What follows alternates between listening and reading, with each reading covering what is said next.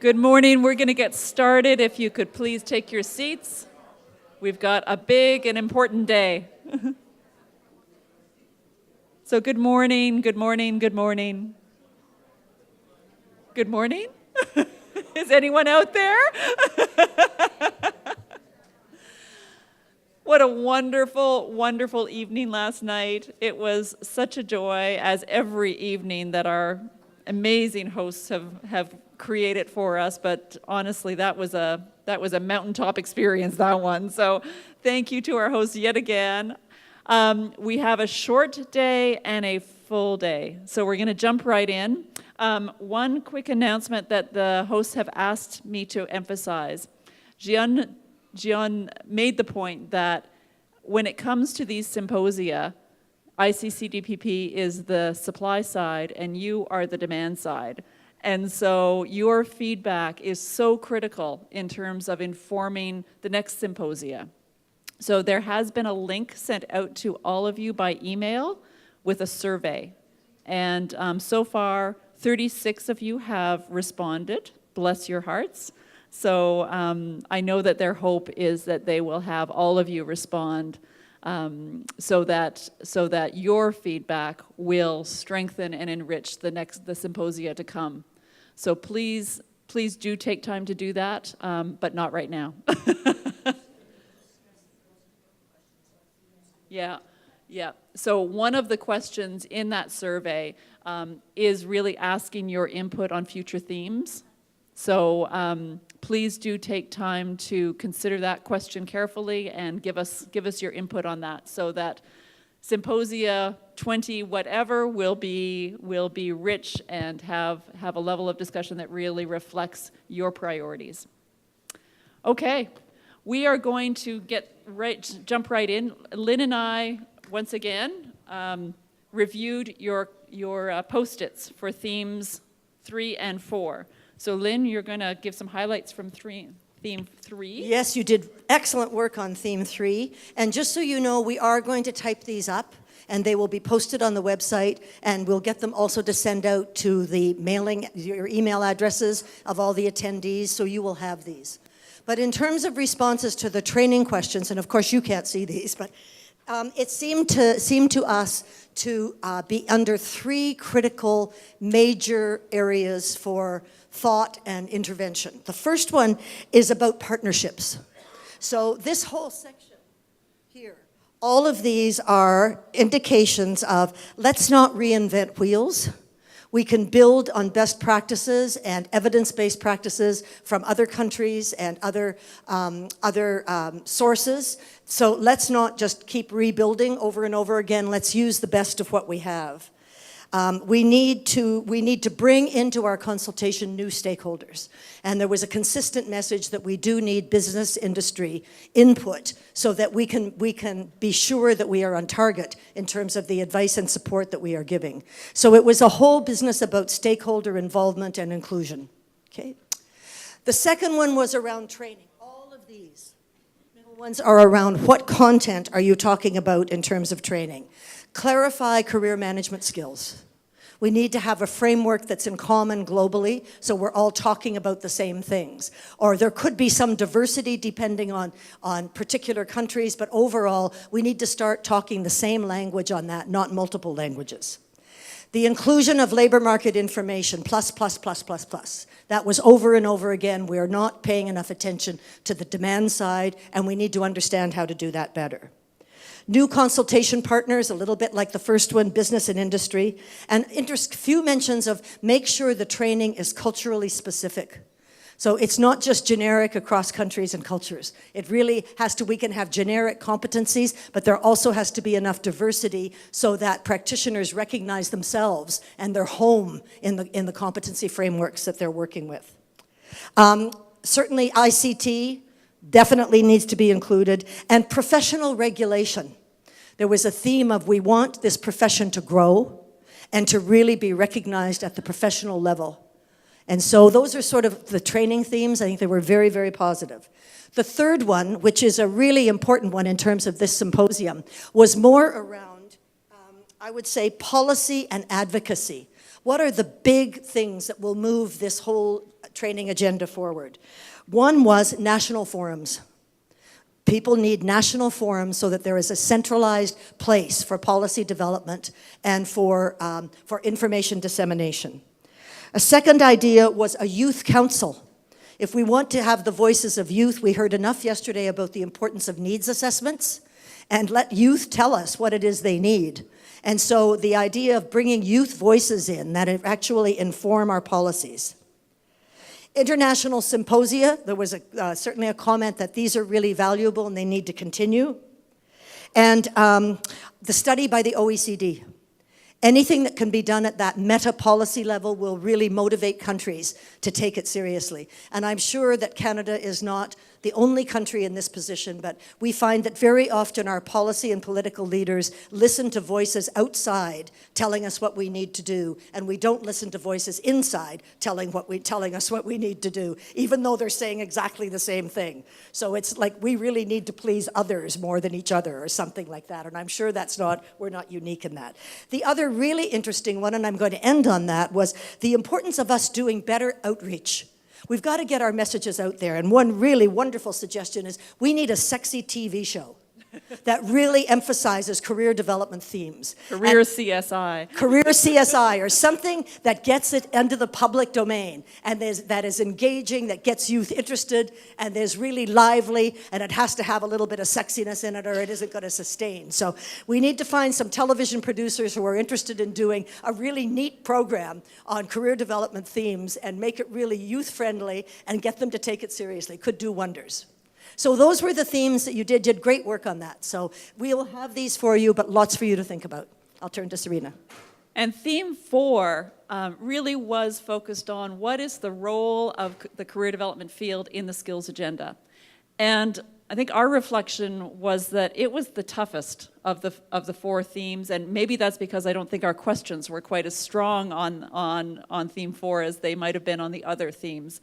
But it's such an important theme, because if we can't accountably be clear on our contribution to the skills agenda, then we're in trouble. And so it was an important discussion. And some very interesting themes emerged, and I will just preamble that by saying that it really struck me, I think it struck both of us, how there are some common threads that run across the 4 themes. And I think that's very reassuring as a field to see that there are how that thread plays out under each theme varies, but the threads are common across. So there's sort of a handful of 5 or 6 or 7 things that as a field we really are all saying we need to attend to. So in terms of our contribution to the skills agenda, certainly probably the most common response was around our need to get clearer. Our need to get clearer and much more specific and much more concrete about what do we really mean by career competencies? What are they? What do they look like when they're played out well? And what the heck are we going to call them? Are we going to call them career competencies, career management competencies, career transition competencies? We've fallen into the same black hole that we always seem to around language. There was also closely connected to that, the recognition that we can't define those skills on our own. We need employer input, and we need an evidence base to support the development of those, the articulation of those competencies. Closely connected to that, we also need tools to assess them. So once we've got them defined, how do we actually assess them so that we're clear if we're making progress with a client on the skill development or not? Because we know that what gets measured gets done. And so if schools and post-secondary institutions and community-based agencies are going to take the mandate of skill building seriously, there needs to be some mechanism to actually assess and know whether we're achieving what we're setting out to achieve. A need for professional development, training, and tools to support career practitioners so that they have some training and some supports, practical supports, as they undertake that role of building skills. And connected to that, the need to mobilize technology to support practitioners in the skills agenda. There was a whole cluster of recommendations around our role as influencer, intermediary, and support to other key players who are in the skill building business, recognizing that we can't do this on our own, and in fact, many of the clients that we're wanting to influence, particularly in education, we don't always have direct access to them. And so how do we work with teachers? How do we work with school administrators? How do we work with career centers and post-secondaries to support them in their role working directly with young people? A fairly significant cluster of recommendations around our role with advocacy, the need for us to be playing a role influencing, informing, and educating the public around what skills are needed, and closely connected to that, informing, educating, and influencing policymakers on their important role in investing in the skills agenda. And then finally, and this was an interesting one, there were a number of recommendations around our need to recognize that we too are living as a profession in a world of change and unpredictability and instability, and that perhaps one of the more powerful things that we can do as a profession is actually model career competencies in our work with clients. So those were the themes that stood out for in terms of theme 4. And just finally, before we close that, we really want to thank you for your support in doing these Post-it notes. You know, as I said to you way back when we started, we've never tried that before, and we really think it worked because it gives us a real overview of what your thinking is in a way that if we ask you to give one comment from each table, it's not the same. So we're very, very pleased that we tried this, and I think we'd do it again because it seems to consolidate some views, and then we can re-access it at future times. So thanks for all your support and your help and your jumping up to put your sticky notes on the boards. That was really terrific. And we'd welcome your feedback around Sure. whether you think we should do it again. Okay, as long as you say yes, we should do it again. Otherwise, we just won't listen. Okay, you going to introduce Tristan? Okay, so as many of you know, Drum roll. Drum Yeah, roll, drum drum roll, roll, please. drum roll. Tristram has been toiling many, many sleepless hours over the communique, and he's ready to share it with you. You've got it on your tables, and so Tristram, I, with deep respect and appreciation, pass the floor to you.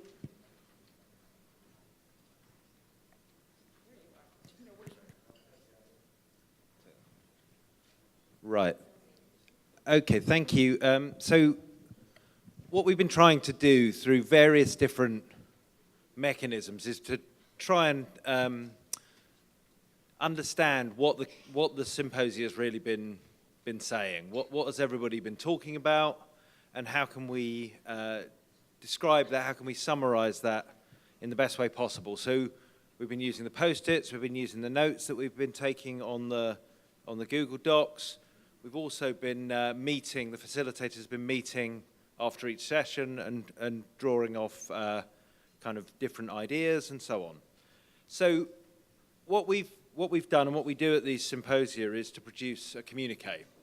And what I've been trying to kind of draw all of these ideas together, and then I've had lots of feedback from lots of people. There is opportunity for people to give more feedback on this. So what I was going to do is I'm going to start off by just explaining how you can provide more feedback on this.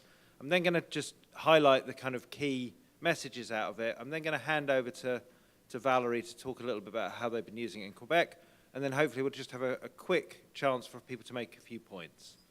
So one of the attractions of this, or what it's meant to be used for, is for you to take back as a summary of what we've been discussing, but also as a way for you to engage wider stakeholders within your national context. So to meet with ministries, to meet with the professional associations and say, this is the distilled wisdom of the symposia, these are things that we should be thinking about, and to use it also to inform the action plans that you're going to spend the rest of this morning working on.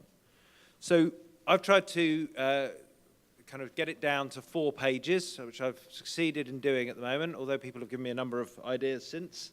But I'm going to try and keep it to that length. So it's not a hugely in detailed document. I think it's got to be short enough that you might be able to get it in front of a minister or a policymaker.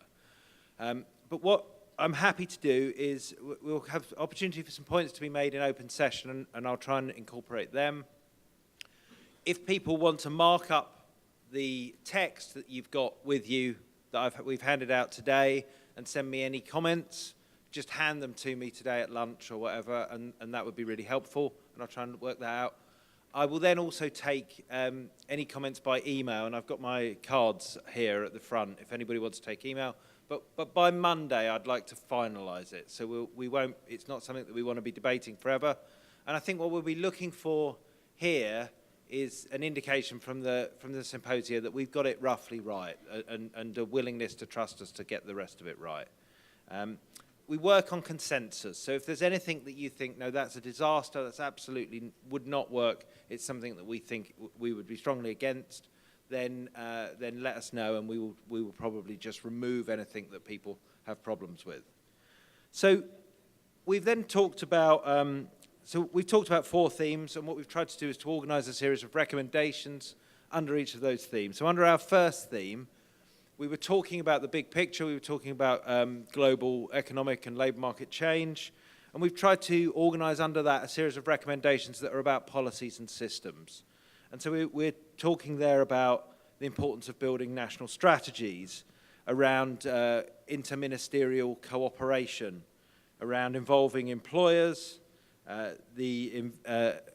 building systems that last, so not continually changing systems, and basing them around evidence, ensuring coordination amongst stakeholders as well as amongst the ministries, and then broad principles around widening access to career development services and organising career development on a lifelong basis. So they're the kind of recommendations that we think you should be thinking about.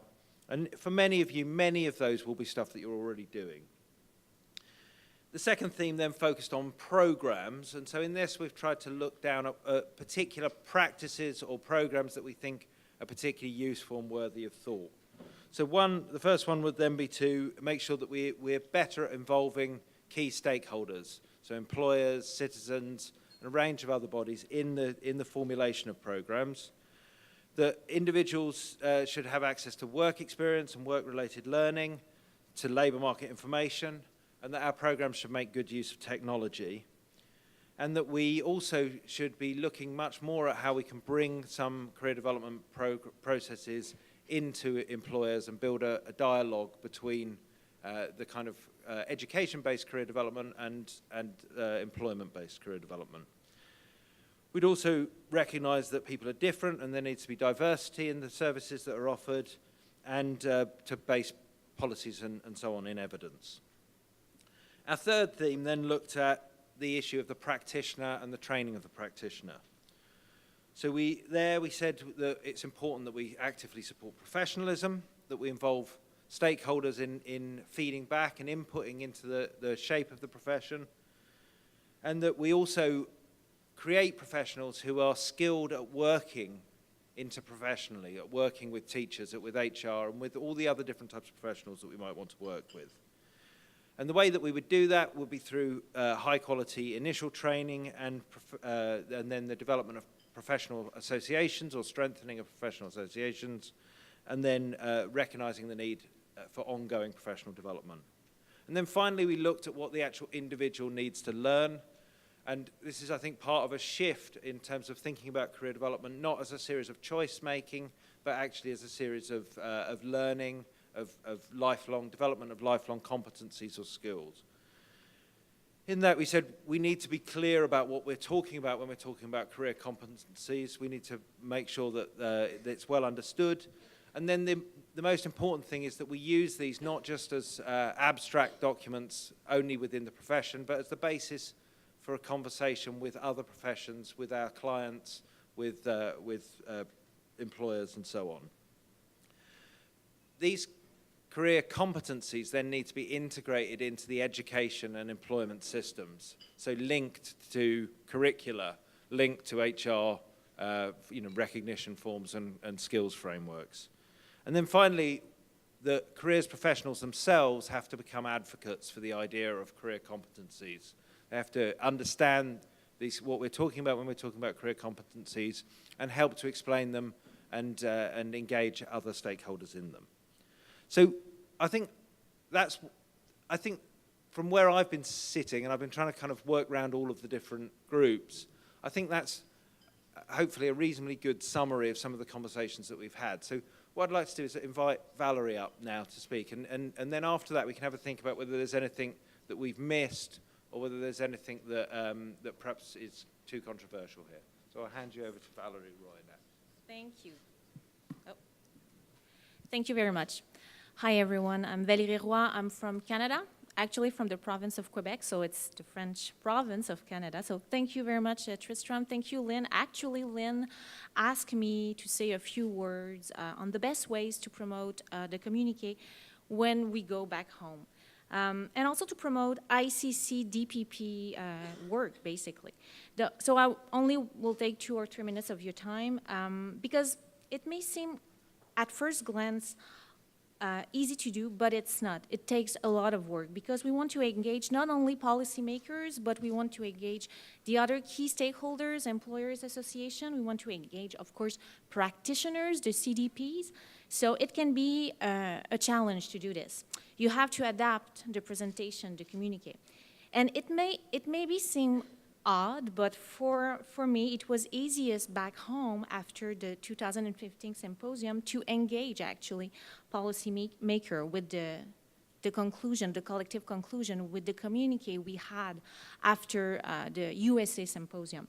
What I had the chance to meet with the Deputy Minister Office of the Quebec Employment Department. So I did an extensive presentation, a 90 minutes presentation, and it was really well received with the whole team of the Employment Department, the Deputy Minister of the Quebec Employment Department. And it's a great thing because they didn't know about ICCDPP, and first of all, it helped to engage them, it helped to secure funding, because right now they said, okay, you're going to the next one, and I already have a meeting in September to present the conclusion of this symposium. So it's really important to make action, to go there. Don't be afraid to do it. And make the time. With the communiqué, I went back to the country papers, to the synthesis paper, and I was able to pull out a 1 hour and a half presentation. And again, like I said, people are really curious and interested, and the policymakers, they didn't know that it existed, ICCDPP. So I think it's a really good thing that you contact your policy officials in your country. I have one of my colleagues here, Kathy from PEI, who did amazing work also. I have a concrete example of engaging employers also in another province of Quebec. So one of the priority of our last country action plan was to get career development back on the national agenda and to make a case to add career education as a core mandate of the Council of Ministers of Education of Canada, CMEC. So we are happy to say that the Minister of Education have identified the transition of students from secondary school to post-secondary education and into the workforce as a high priority in the last year. So the development of a pan-Canadian student transition reference framework was requested, and a draft framework is being prepared right now and will be presented next month, actually in July. So thank you, Kathy, for that. So this is a concrete example of engaging policymakers. And I also have to mention that we did a lot of effort to engage other stakeholders, employer association. We had to shift completely our message, but also the CDPs. For me, it was really important to do a lot of conferences, workshops with CDPs, and I have to admit it was really hard. So we had to find ways to engage them, but to adapt our presentation to their everyday lives. And it's not easy, but I think we have to do it. Not only engage policymakers, but the CDPs, the frontline workers, but we have to adapt completely the content. And if English is not the first language of your country, I know it's a lot of effort, but we took a lot of time and we invested in the translation of everything. The paper, the communique, everything, the presentation, you have to do it. It helps a lot. And I've been working with the last symposium content for the last 2 years. I'm really happy that, and I know that Tristram did an excellent job, and I'll be working with that content for the next 2 years. So thank you very much for your time.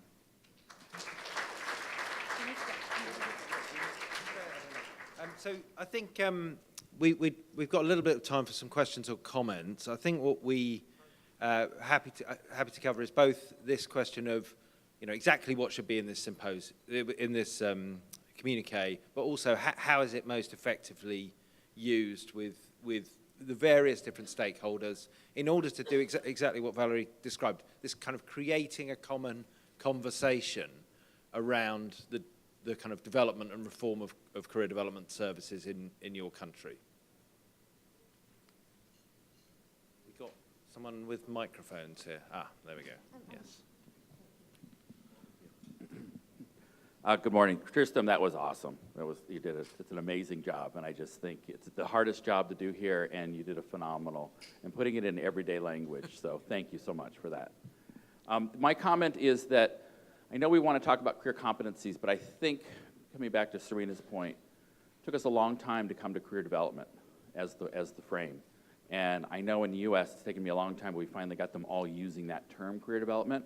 I think the shift is from career development as decision-making to career development skills. And I know you're using the word competencies as career competencies, but it's not hard for us to think of defining career development as self-exploration skills, career exploration skills, especially as we think about transferability skills into the world of work.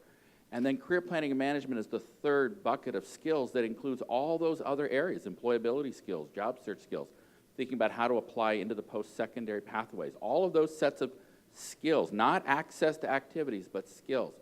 If we think of it in that way, we can continue to concretize the different types of skills that will be there, and we'll learn from each other. The Scotland paper I've already sent the United States, I've got state leaders writing back saying this is so right on, it's so consistent with where we're going. But we can maintain career development. It sells. I think we heard from Wendy earlier, stop changing everything, right? We can't keep using different words. Career development is very robust, and it's taken a long time for all of these communities to finally get to that word. And in the United States is one example, but I've been hearing it throughout. It's echoing. So I just want to encourage us to go back to that, focus on the skills, make sure it's clear we're no longer a decision-making enterprise, right? And it's no longer just giving access. It's about building competency. As we heard from Scotland, it's about power. It's about self-determination. It's about engagement. So that's my thought. I'll stop it.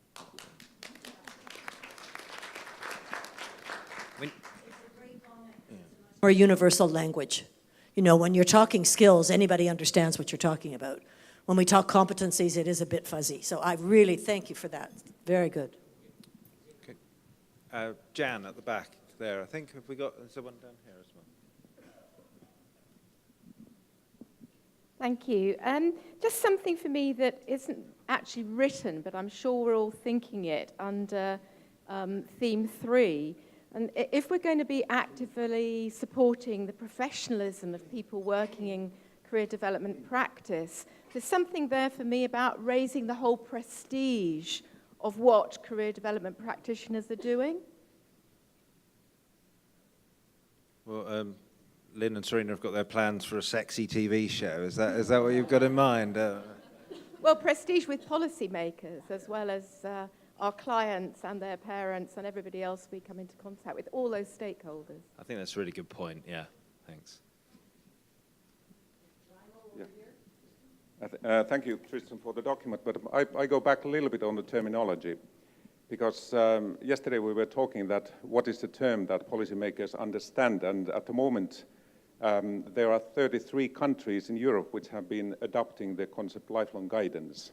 And if I quote the definition that it's a continuous process that enables citizens at any age and any point of their lives to identify their capacities, competencies, and interest to make educational training and occupational decisions and to manage their individual life path in learning, work, and other settings where these capacities and competences are learned and or used.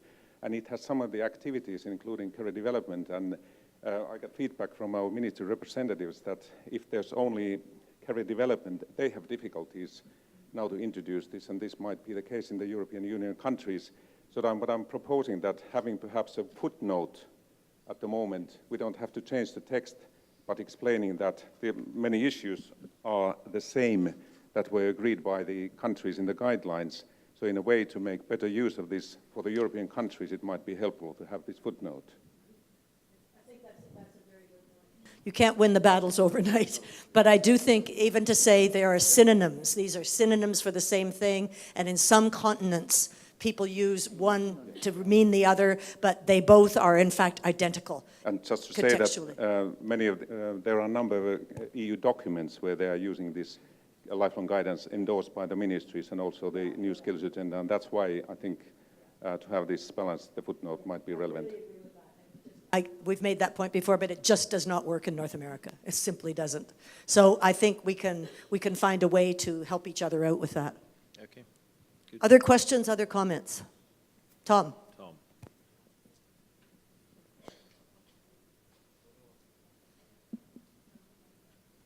I just want to make a comment about the theme 1 on how changes in work organization are shaping career development. That's my theme, right? I'm a demand side Tom. The framing here is the way in which work is organized is shifting during what some are referring to as the fourth industrial revolution and refers to major technological developments.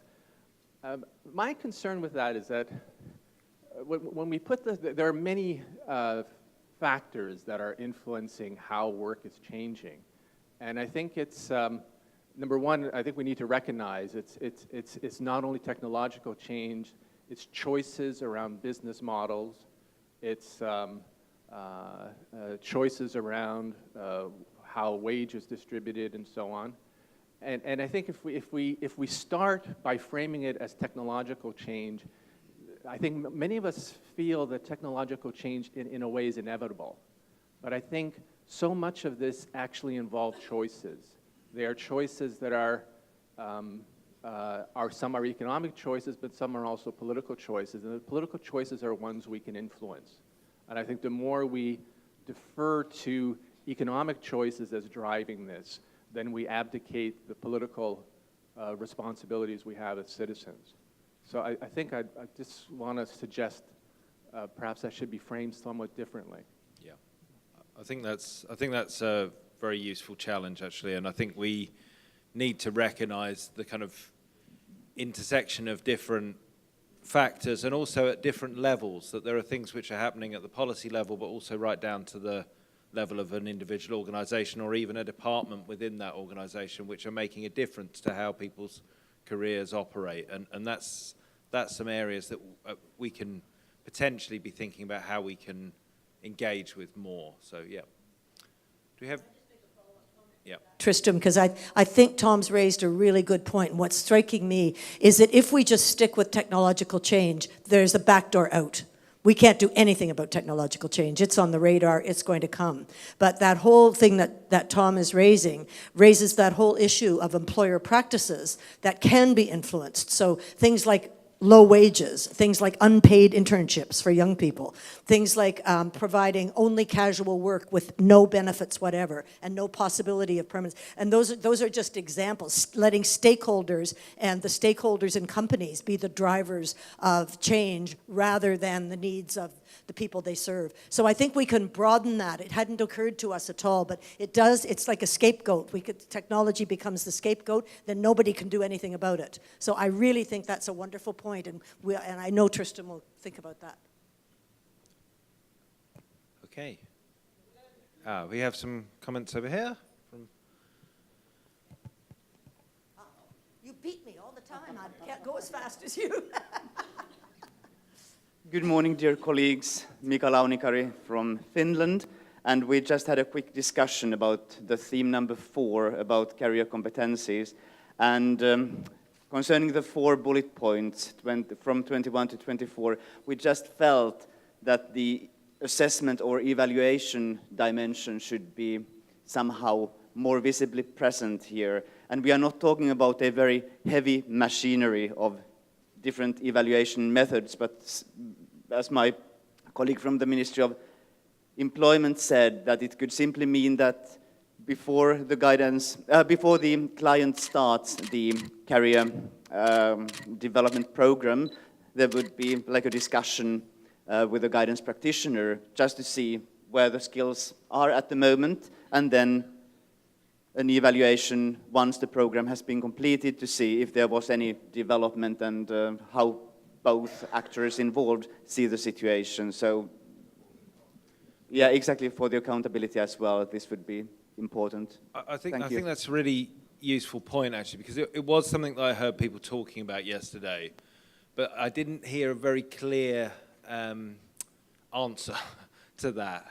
And I think the idea of, I think we'd all recognize that career management skills, career development skills, that there is a value in thinking about how many of them you've got and how good you are with them. I think there's probably a bit more uncertainty about whether these should be formally assessed and so on. So I'd be interested, if people have got thoughts on that, I'd be interested to hear more. But obviously, we're kind of working off consensus here as well.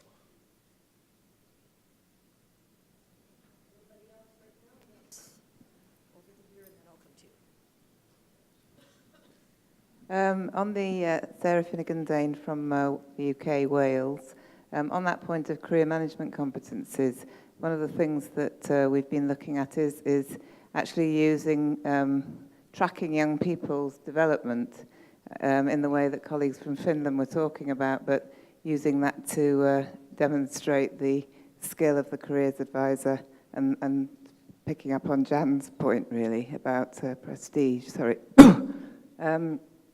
Because what we're able to do is say that young people in a whole cohort have developed their skills in career management as a result of the work that we've been doing with them.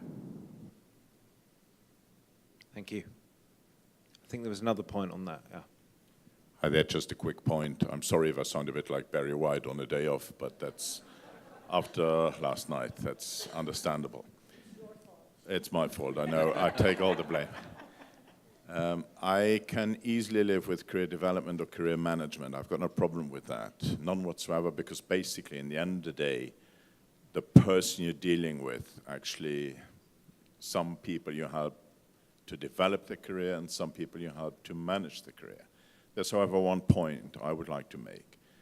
In Europe, at least, we've got a number of countries where we've got an enormous problem with youth unemployment. So before anybody can develop or manage his career, he's first got to get onto a career. And what I find is a tiny bit missing in this is the transition from be it training or education into a professional career. It's not a criticism, it's just a general observation. Thank you. Thank you. I think that is, I mean, I think following on from sort of Tom's point earlier, I think that is another aspect of work organisation that's changed, not primarily because of technology, but because of policy, the extension of education, the lengthening of transition between childhood and adulthood and so on, is something which is a kind of policy decision to a large extent. And so I think that is something that we should, if we're trying at the beginning of this to explain why things are different from how they used to be, then I think that seems to me a very relevant thing to include. So I'll try and work it in, all within the frame of trying to keep this within 4 pages. So, We'll take one last question, and then you'll be on your own, sitting on planes or trains or boats or however you get home, to reflect on this and to get any additional comments you want to Tristram by Monday at noon UK time, at which point the feedback door will close and he will finalize the communique, and we will bless it and say that's 2017 going forward. So any final question? We would just take one more, and if not, that's just fine. I'm sorry. Yeah. Short, please, because we only got about 3 minutes. I think, I don't know about Western context, but for my country, we think it's kind of the negative impact for career guidance or career counseling. For example, we think about ethics in career guidance. that we focus on face-to-face counseling or guidance. For example, career counselor may conduct the face-to-face counseling, and after that, maybe they spread out the personal information of the client or student, may be posted in other public media in order to get benefit or get other thing from the client. So it's kind of the harassment public in the public media. So how can we prevent that kind of case? Yeah. Okay, thank you. Symposium. We'll have to bank that one, I think, but thank you. Okay, we're going to close that. Tristram, thank you so much. Valérie, merci infiniment. C'était excellent, vraiment excellent. And thank you, Tristram, huge. Until you've tried to write one of these things, you have no possible idea how intense the thinking is and the distillation of so many voices. It's a huge job, and it's been managed brilliantly. Thank you very much, Tristram. A big round of applause for Tristram, please. Huge round of applause. So here we are at the heart of the symposium, I said, on, when was it? Monday morning. Feels like about 7 years ago. I said Monday morning that for us, the heart of the symposium is the action plan. You know, if you kind of imagine that all of the countries are cars on a train, then they pull into the symposium once every couple of years, and at the symposium there's work done on the engine of the train. You know, there's refinement of that engine, and it's improved, and it becomes quicker, and we add some cars as new countries join along, but then that train leaves the station again, and all those countries go home, and it really is what happens between symposia that is the heart of this work, that is the reason that we have these symposia. So the next hour is devoted to you, to work with your country team members if you've come as a group. So some of you are big groups with color-coordinated outfits. Others of you, I recognize, have come on your own. So if you've come on your own, you have some choices around how to approach this task, but I encourage you not to take the excuse that you've come on your own as a reason not to work on your action plan. It is the reason for being here. So whether you choose to just quietly go and work on your own, if you've come here as a single representative from a country, or whether you want to actually find another couple of singles out there and work together. You know, you'll be working across countries, but you can support each other and encourage each other in that task and inspire each other. So that I leave to you. You've heard from Valérie a couple of examples of concrete action steps that the Canada team set out at the 2015 symposium. They wanted to influence our ministers of education and get on that agenda, and they achieved that. They wanted to revive. We used to have Canada Career Week. I know some countries like Australia has had Canada Career Week as well. We wanted to revive that in Canada. And we now have Canada Career Month, thanks to the country team. But you know, the action plan isn't about necessarily coming to the next symposium with everything achieved. The Canada team also set some priorities that they've started. They haven't gotten there, they haven't finished them, but they've started. So don't think that everything that you need to put on your action plan needs to be achievable within the 2 years before the next symposium. On the other hand, I really encourage you to get concrete enough and sort of bite-size enough that you can make progress. And I would suggest that if you don't actually articulate clear action priorities and do something within a month of leaving here. Doesn't have to be big, but do something toward achieving that, chances are you won't. There's a momentum and an energy that gets built here, and so I really encourage you to harness that and commit either with your team or on your own. Find people back home if you've come alone to be part of your team back home, and commit to doing something toward your action plan within the next month. So, in the next hour, you're in your workbook on page 25. I'll just briefly walk you through that. I think it's pretty self-explanatory. You've got some time just for individual reflection. It's been a pretty full 2.5 days, so individual reflection around what you see as some of the priorities, some of the themes that you really want to pick up, you think are particularly important in your country context. And then, if you've come as a team, have a chance to dialogue on that a little bit and see where are the points of consensus, where are you coming together, and can you agree? You can't do 1,000 things, but it is realistic to do maybe 2 or 3. So try to agree on 3 priorities that you really want to make some progress on between now and the next symposium. And then the next 3 pages really are, I mean, we're in the business of action planning as career developers, so we know this stuff. Start with the outcome. Start by defining as clearly as you possibly can and as concretely as you possibly can what it would look like if you succeeded. What would it actually look like if you succeeded, and then work your way back. And the more specific you can be, the better, because that'll increase the chances that you are able to actually do something in the next month. Do you have any questions about the action plan? Anything that you want to raise before you have the opportunity to work? Okay, so we're going to take the next hour. You're going to take the next hour. You can work here in this room. There's lots of space. If you prefer a little natural light, feel free to move and be where you're going to work most productively, but please be back here within an hour, ready to share one item from your action plan with the group.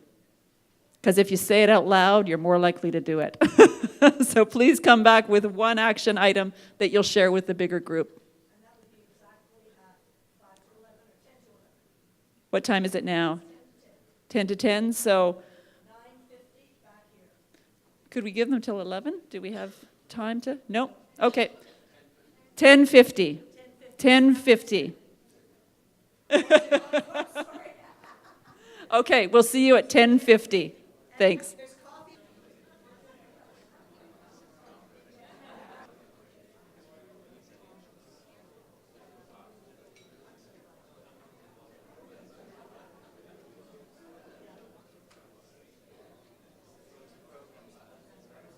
It is that time. The time has come, the walrus said, for all good career development practitioners to...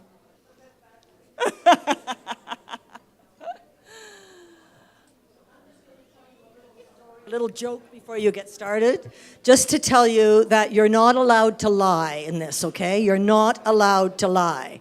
Now, you will remember I told you a story about the infamous Mr. McCarthy, who said on the stage of the OECD, we have a saying in Ireland that when God created time, she created lots of it. Well, for the last, whatever that is, 10 years, I have believed that's a saying in Ireland. Well, when I told that story, members of the Irish team came up to me and said, that's no saying in Ireland, we've never heard of it at all. So he simply made it up. So you can't make up your action plan. Has to be real. Okay. That's us and John finished now. Hey? That's us and John finished now. So no more of that nonsense, Mr. McCarthy.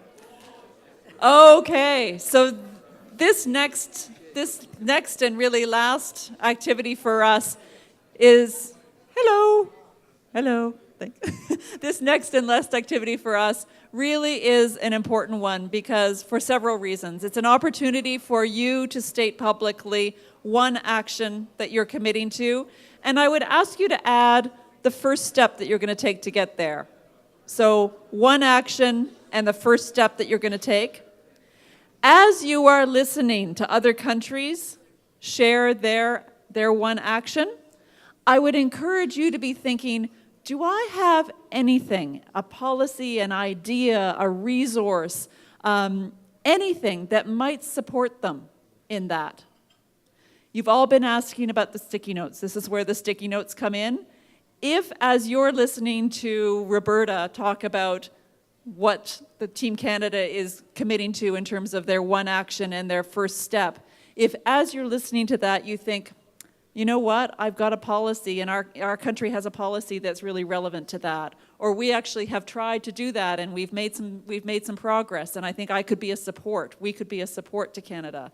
Or if you have a resource, anything that you think would support an other team in that first step in moving toward achieving their action, on the post-it, write the country that you think you can help. So in this case, you would write Canada, and then write your contact information underneath, and put it up.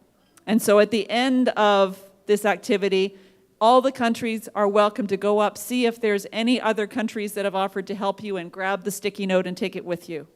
So you already are beginning to build a network of supporters, encouragers, and helpers as you move into your action plan. Okay? So be thinking how you can help. So who would like to start by sharing your one action and your first step? Thank you very much. Stand up, please.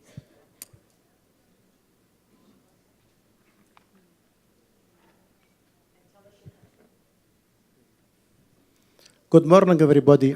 I am Amar Mejri from Tunisia. I am a team leader with with me is my colleague from employers, Rajt Shelley. So, in the beginning, don't forget to say that it's a great privilege to Tunisian team represented by me and Rajt Shelley to appreciate this significant ICCDPP International Symposium. Me and Rashid appreciate the quality of the organization, especially the warm welcome of our dear Korean friends. So many thanks for them.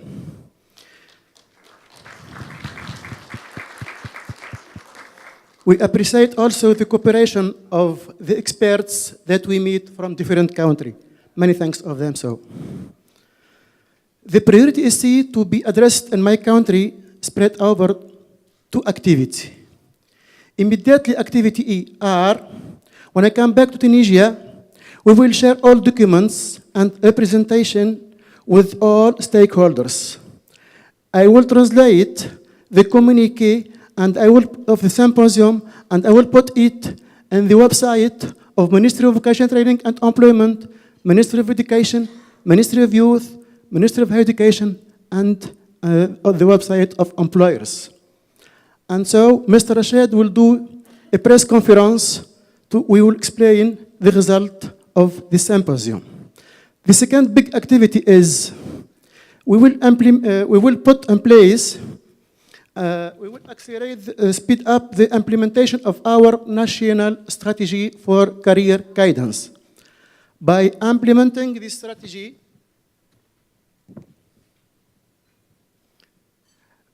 I will encourage the coordination and cooperation among the various national, regional, and local stakeholders.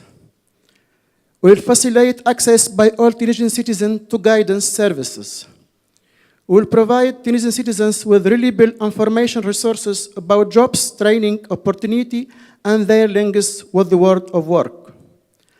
Encouragement of the lifelong acquisition of career management. Development of quality assurance of guidance provision. We will give priority for the first three activities. So, we will signing a framework agreement between the various partners about career guidance. Publication of the decrees of the establishment of a national agency for career guidance in Tunisia. This agency will gather all career counselors to work together on career guidance. And we will establish an information system about jobs, training, opportunity, and their links to the world of work. This action for system of information the system of information will be operational and accessible in May 2019. Thank you very much. Thank you. There was a lot there and a lot for other countries to be thinking how you can support very ambitious plans in Tunisia. So thank you very much. So if you have a national career guidance strategy that you've implemented and you've learned some lessons, write down Tunisia, Write down your country and your contact information and get it up on the board. Not now, but just keep it at your table, put it up later. If you have a framework that brings together your network of supporters and an information system for job training that you've learned from, or you think there are some good lessons there, again, write it down and be an offer to do a support. Very good. Thank you for such a good start. I'm going to suggest that all of us have 1 million thank yous to give, and that we don't give them now because it will take up to, let's focus on action now, because we'll get to the thank yous, and that's a promise. That's an absolute promise. Okay, who would like to go next? Okay. Yes. So one action, one first step. Hello, everyone. This is my first time to participate in this conference, but at first I will tell my personal story. 2 years ago, I was a member of Korean team. At that time, I wrote the country paper, and I booked the air ticket to Des Moines, Iowa, but I could not make it. So that's the reason why Dr. JUN hates me. Yeah. Anyway, from now on, I will talk about the action plan in Korean. So could you use the translator on the table? Yep. Yep. Yes. So you are ready?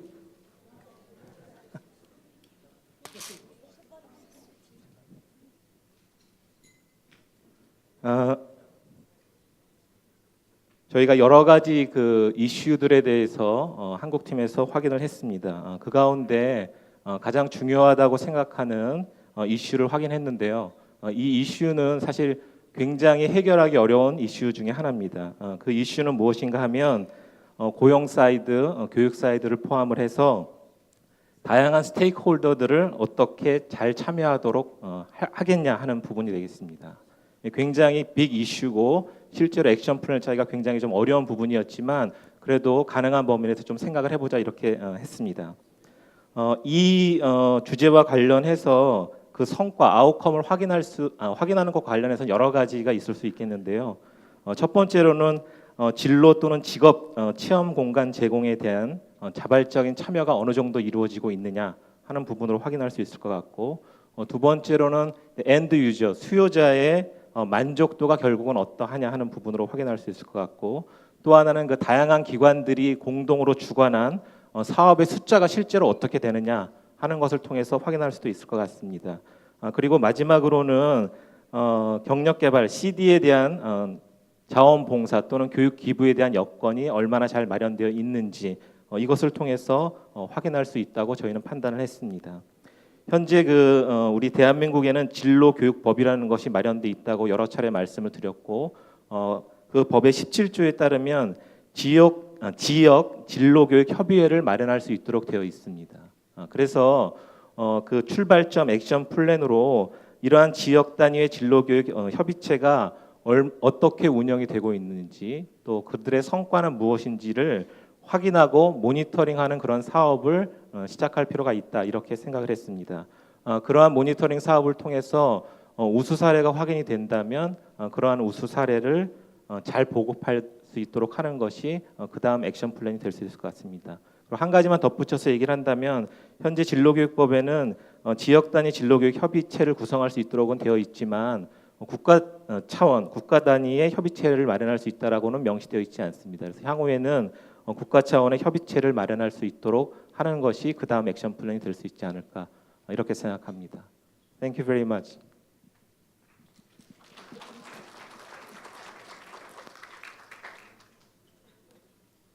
Okay, thank you very much.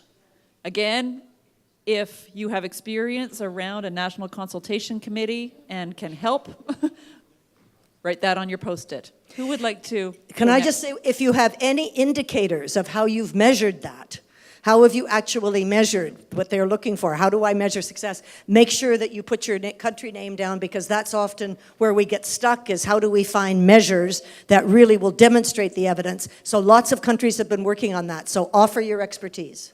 Okay, next. Oh, sorry, and then you, okay.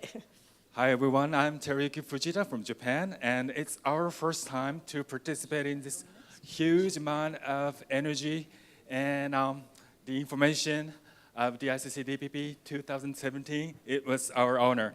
And our first priority would be the building the national legislation following Korea and expand national centers as the basis for the multi-sectoral government efforts and creating common communication about career competencies. That was first one. And let me give you the second one. Second one will be the back to basic principle of career development that focuses on pursuing happiness through self-exploration to find a way out, not based on the emergency call from the outside world, rapidly changing society. So we would like to go back to the basic and find a way out. That was the two major priorities from Japan. Thank you.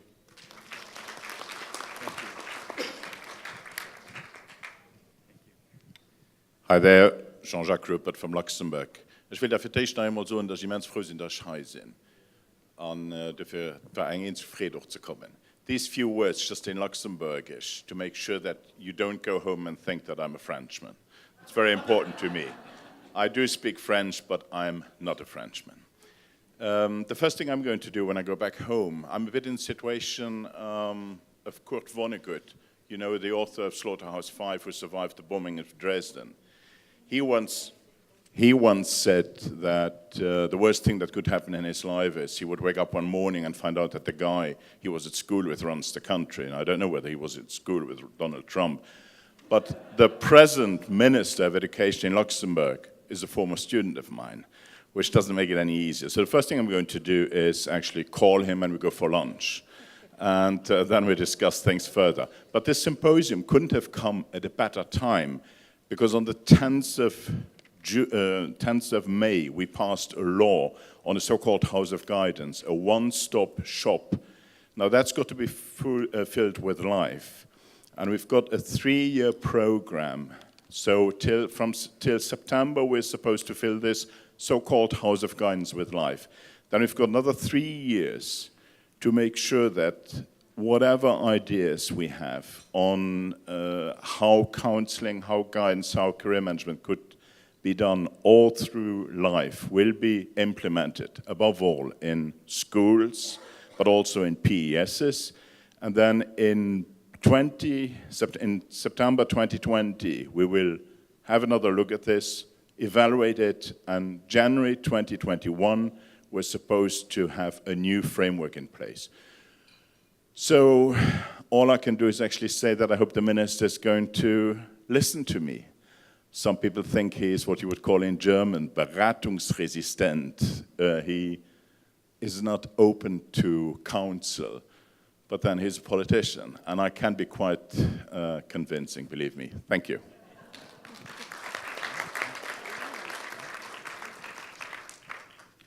It's okay. May I continue? Luxembourg and Austria have common historic roots since about 1,000 years. No? So it fits well, and thank you for continue the national action plans. Because Austria is not, doesn't start from the scratch. The one item of the action plan from Austria consists of 3 elements: reflection, status, perspectives. Reflection this is the short version of the action plan from 2015. And I sent it after the things in the documentation to John. And the reflection is 3 priorities, 7 steps. And we had 2 years later good progress in all of the topics. So it's a real motivation to going on. The status is, and I want to reflect the short highlighting of Lynn from the wall cards yesterday. And the first was national framework we have in Austria. National forum we have in Austria. Quality standards in some areas. We have cross-sectoral approach. We have stakeholder involvement in most of the elements we have. So, but we have to continue and to improve these processes. And this is the basis for the perspectives and for the first priority of the action plan is based on the situation that we have in autumn this year, in October, election of the national parliament.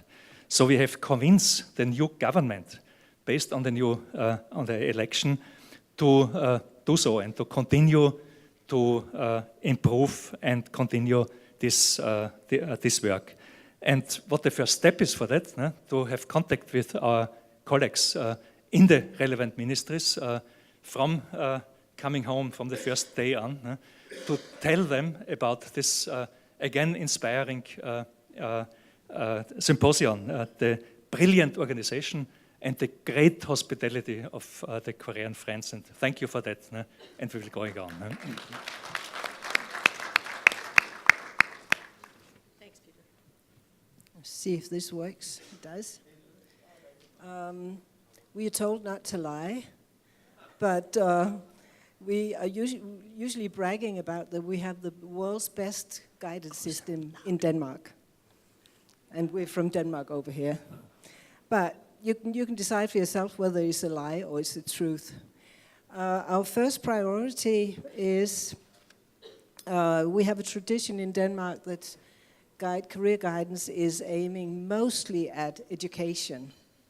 And our first priority is therefore that career guidance should be aiming at both education and employment. And we're not talking about jobs, we're talking about employment in a broader sense, because they have to be prepared also to shift through the whole life. And it means a stronger focus on employment. It means the concept that jobs can lead to education and vice versa. Education can lead to jobs as well. And that's important, that youth are actually qualifying themselves through having a job or employment, and then can go on getting more education afterwards.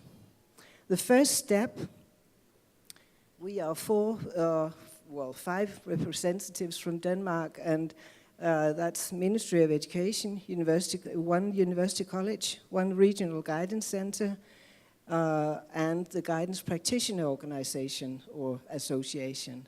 And we will go back to our respective organizations or institutions, telling them about the communique, which is very good, and about our action plans. We've got 5 points in our action plans. Thank you. Thank you. South Africa and then Finland. Okay. Thanks. Yes, although I'm not an official delegate from the Department of Higher Education and Training,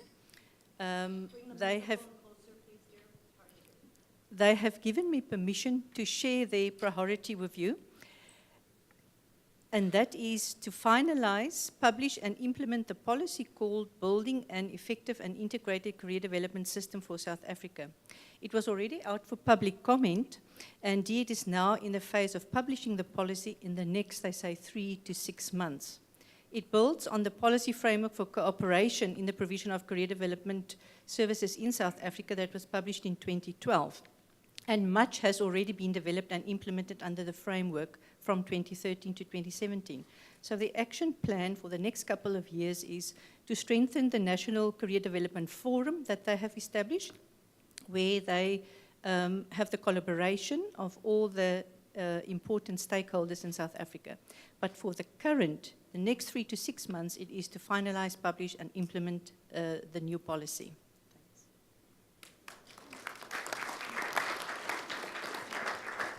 Just going to suggest that we pause for 2 minutes. Here's what you've heard so far. You've heard from Tunisia about their priorities, which include, I can't review them all, but the framework to create a network of supporters. We talked about that one a bit. South Korea really wants indicators for evidence. So just to think, can I help with any of these? Japan, creating a national forum for their stakeholders and working on happiness indicators. Luxembourg, how do you convince a Minister of Education to listen to you if you've got any wonderful ideas around that? Austria is continuing on to do some of the good work that you're doing and to convince governments to continue with the momentum. Any ideas that you have on that? And South Africa to strengthen their career development forum. So just 2 minutes, if you have anything to offer, put it on your card, the country and your name, and just keep it there. But if we hear everything, by the time you get to the end of it, you won't remember who you were going to try and help. So just to give you 2 or 3 minutes to think if you have something to offer, and then we'll carry on.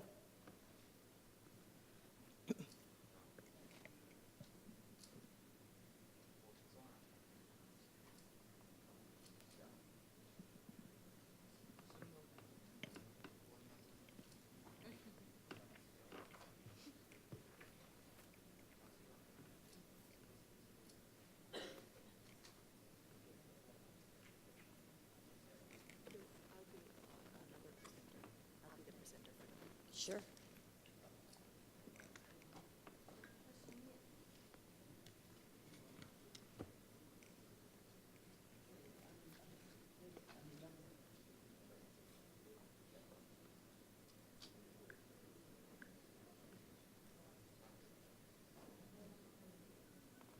Okay, we'll carry on and we'll do the same thing after about another 6. We'll just stop for a minute and see if there's anything you want to get down before you forget it. Do you have anybody scheduled for next? Sorry, yes, Finland. Yeah, thank you, Lynn. Dear colleagues, our top priority is to lobby and influence the national policy level about the importance of career guidance and its added value to economic growth in our country. And also this then hopefully brings and gives us better learning, economic and social outcomes. For achieving this goal, we definitely need a communication strategy, and there the key message is that career guidance matters. And we will, of course, be using evidence-based argumentation. The next point to convince the politicians and decision makers is to update or even reform the National Lifelong Guidance Strategy that we have from 2011.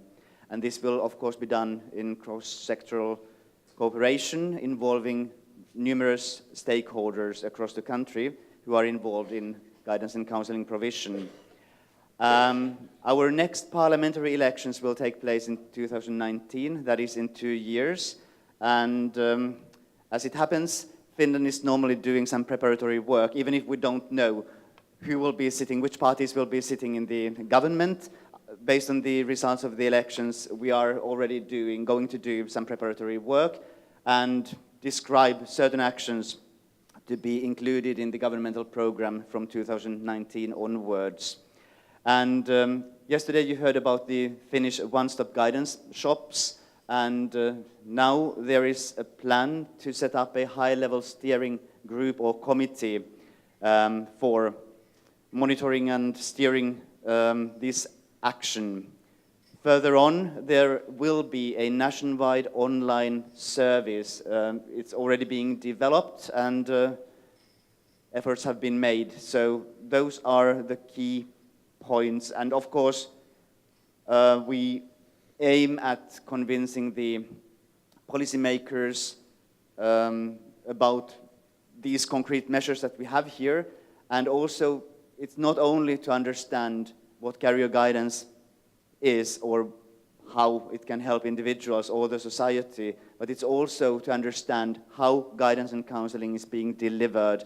And in Finland, we already have had a multi-channeling approach for many years, so this is going to be continued. Thank you.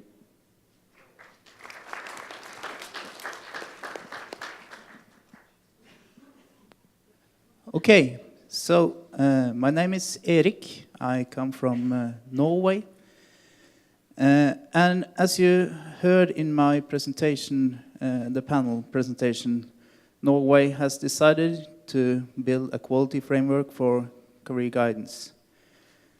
We have national forums, we have regional forums, we have different stakeholder forums of different kinds. And I must say the timing of this conference, as for Luxembourg, it's very, very good. With this the process of building this national framework has just started, and it's a process. It's going to go on for some years. And with all these structures or initial plans in order, we kind of have the structures in place. It's a scaffolding, let's call it. Our main concern is to focus on the content, on the substance of what the aims for guidance should be, what you should call it, who is going to be involved at what kind of levels and so on. So our main action point is to work on this common language area. We are not English as a first language, of course. We use Norwegian. And we are struggling with this, as we heard already on the conference. And it's also important that we have a language that communicates with different stakeholders and not only inside different sectors and among different stakeholders. Because we are thinking that that's maybe the main concern to make this actually happen, and that we can in 2 years maybe present an actual framework for you. So the concrete step, just to start, of course, is, as we heard, to use the communique in meeting with the ministries and national unit, and for me at my university. So that's the first step. Just you have to hurry up, Tristan, because we have meetings already on Tuesday. So keep up. Thank you so much. We are all going to be so eager if you solve this common language problem or issue, because you will be very popular at the next symposium. Serena, do you have somebody else committed? Okay, that's fine. Hello, Natalia from Chile. We are in a very early stage of development of this topic, so our first step is to introduce the topic, the relevance of career development for our country.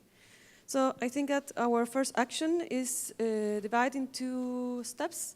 First step is the dissemination plan, in terms of the introduction of the topic. So I have to translate the communique to Spanish, and then to send the communique to the authorities involved on this topic related. Also, I have to create another kind of communication with the media, because media are so important, and they use the concept of employability every time, a lot of every day in the news. So I think that we have a space to build, the space for this topic in the media. Also, we have a conference about higher education and the world of work in October in Santiago, which is an international conference. We will have other countries from Latin America. So we will present the communique in the conference. So that is one part of the action, and the other part is to build legitimacy. So in order to do that, I think that we have to articulate with social actors. That means to work with student associations, employees associations, and workers associations in order to build committee or working group. So I think that from the social actor, we can say to the government, this topic is really important and we have to do something. So I hope that the outcome is thinking on 2019 to have a Chilean team composed by different actors representing different areas. I think that is all. Thank you very much. That's great. So if anybody needs a Spanish communique, you know who to contact. It'll be ready. Okay. Thank you. Julie Thomas from New Zealand. I'm here with Shane Heasley, so we're a team of two. This is actually building on from 2 years ago, so we've recommitted actually to a couple of actions from 2 years ago, and this one is to establish our national lifelong career development strategy and approach. From our last time in Des Moines, we actually established a forum, so we have got a national lifelong career development forum in place.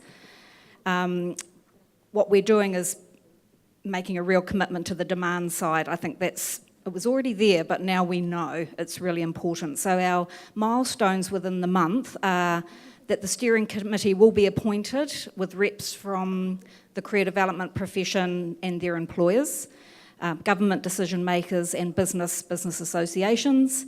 What we'll do is provide a briefing using the communique for their first meeting, so we're expecting that will happen within the next month. And write a briefing as well, specifically for the Ministry of Education policymakers. Thank you.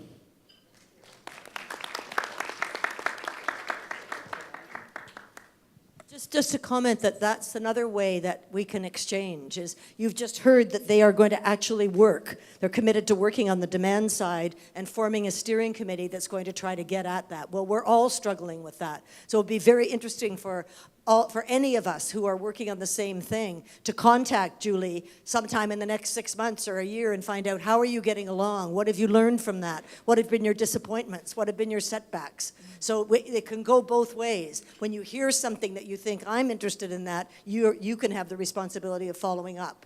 And just to build on that, Raimo shared an example with me after Des Moines. Several countries came together to work collaboratively on a common priority. And so it doesn't have to be country action pieces only in isolation. There also can be collaborative action as part of your plans. Good. Who's next? Go ahead. Okay. Good morning. My name is Carla Sioho. On behalf of the Philippine team, I'd like to thank ICCDPP for giving us this opportunity to let you know what's happening in our country. Okay, our action plan is to emphasize the importance of the role of career advocates towards addressing the problem of youth employability in our country. And at Dr. Lucy Bance's presentation, she did mention that we do have a program, the Career Guidance Advocacy Program, that is geared towards addressing that.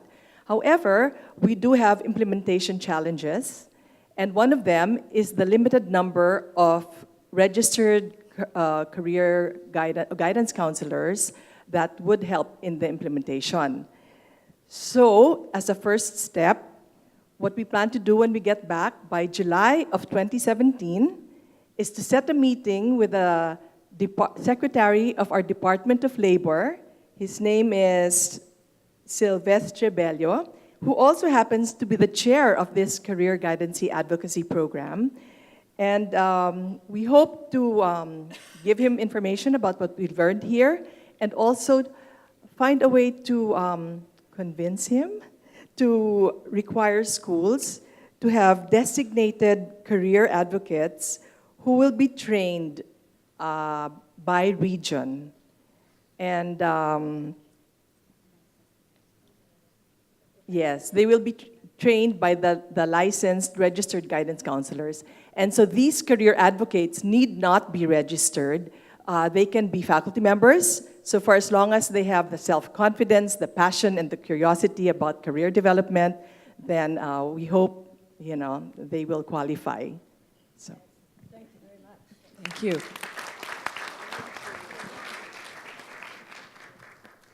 Next.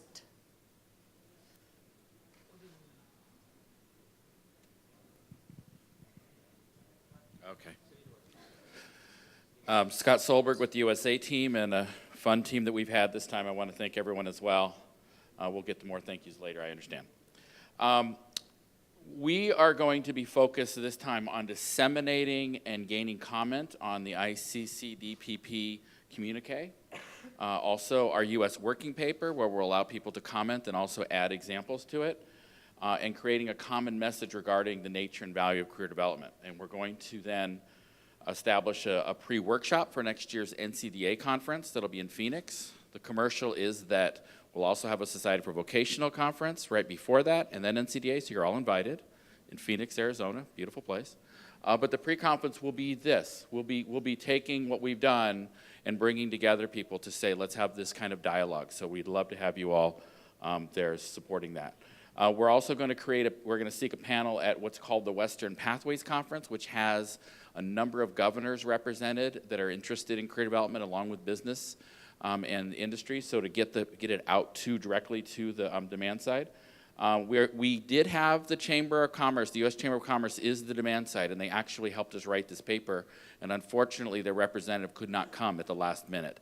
But we have been engaging with the demand side. We're helping to translate career development activities into the business language, and as a part of this, we're going to go beyond that and to help them understand how to work with employers, not just with our employees, not just with youth. So we're excited to expand on the U.S. Chamber of Commerce. And then finally, a briefing with our U.S. Departments of Labor and Education about the ICCDPP report, sharing them around CEDAFOP and the ETF and the kinds of things we can learn internationally, and hopefully help them see more visibility and relevance to the work that's going on here. Thank you.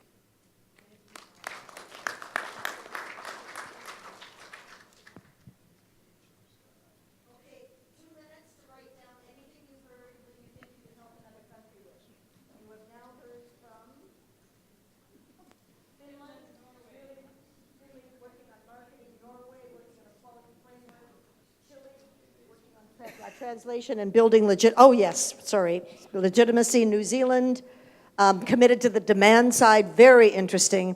Philippines committed to convincing departments to support these advocates in the schools, and the USA using business language. Wendy, you can help with that. Tell us, where are you, Wendy? Yes, you could tell us if we're on track or not. So just take a minute. If you think you can help, jot it down on a note so that it can go up on the board. Just give you a minute or two to think. And then we go to you. You have your mic? Yeah. Just wait a couple of minutes in case people are something.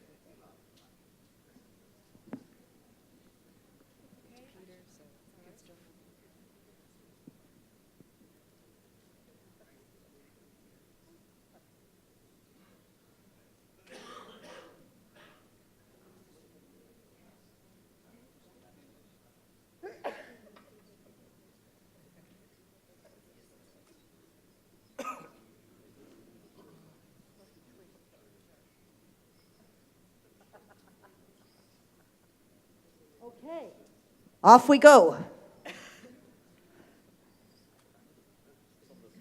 Thank you, Australia. Okay, we have Up to the mic. We have decided to focus on theme 1 for Australia for a range of reasons, but we felt that 3 and 4 really are not appropriate for our current circumstances.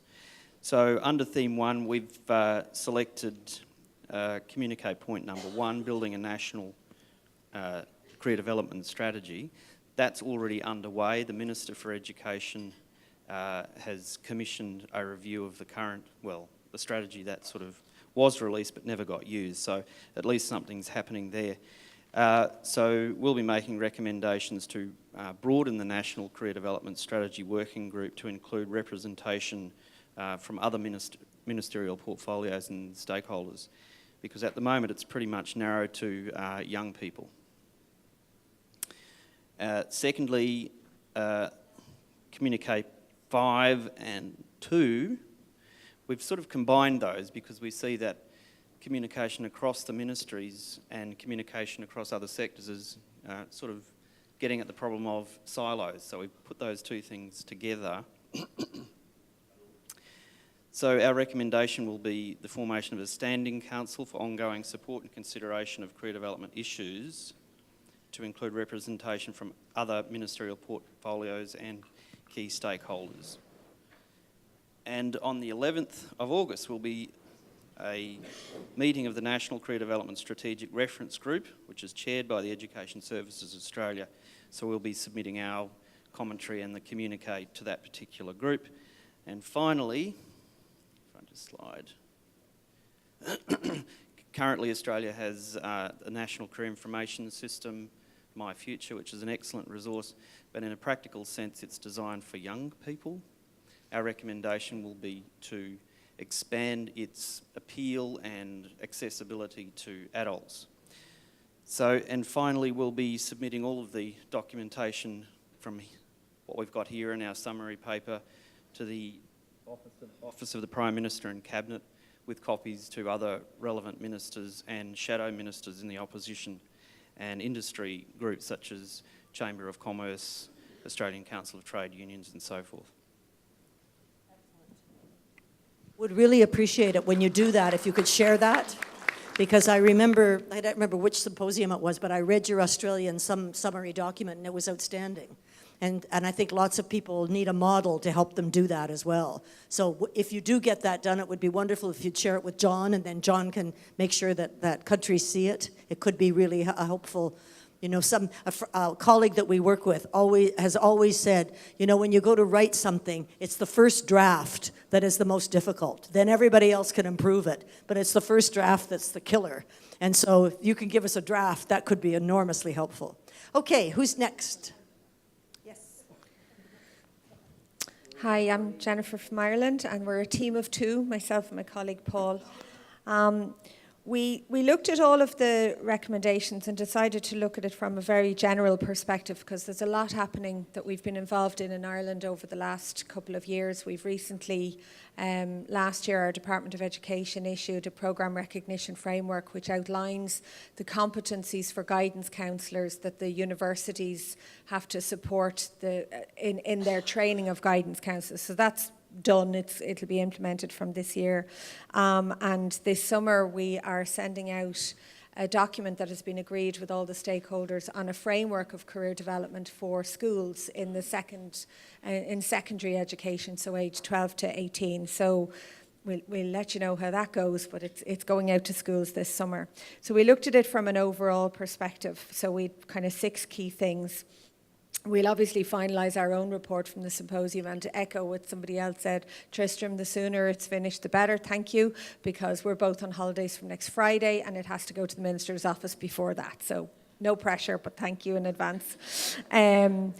We're going to include in our report a reference to the comment that was made here yesterday with or the day before, the time is blurring, that the OECD mentioned that this might be time for another review of guidance. Because we know that in Ireland, the first review of guidance actually meant that money was put into what happened in guidance, because Ireland puts a lot of stock into what the OECD says. So we're going to look at the OECD report from before. We know a lot has changed, but there's still a lot of things that haven't happened. So we're going to prepare a briefing document at home to refresh our own information and the ministry on that. I'd also like to, just as a note, to remember that Helmut mentioned yesterday that he will propose the working group in the OECD on guidance. I think that should be written somewhere. Somebody needs to quote that somewhere so that it might happen.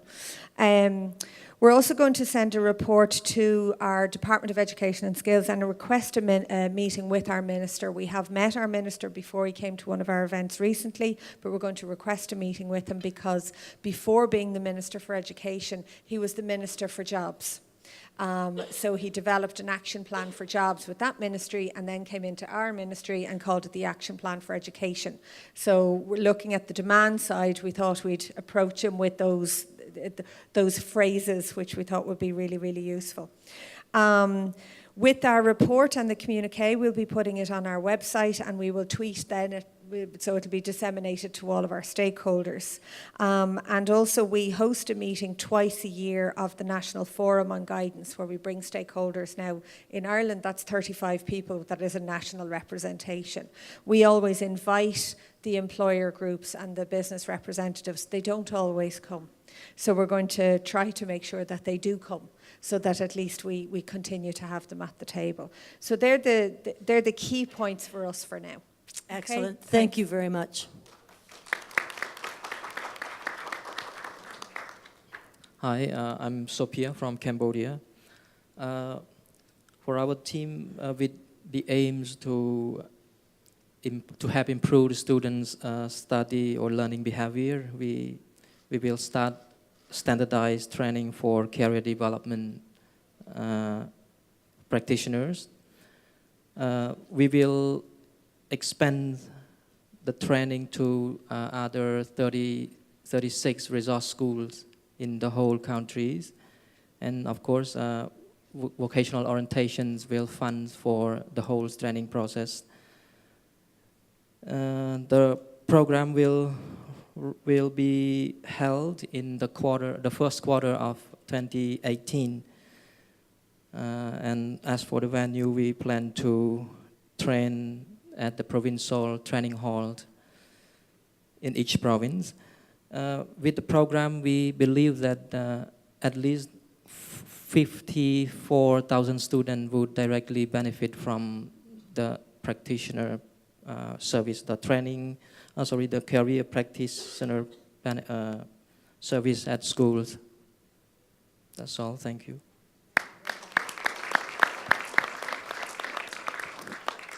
Who's next?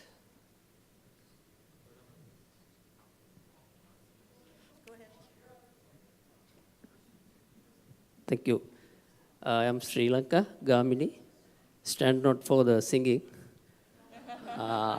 So presenting our action plan.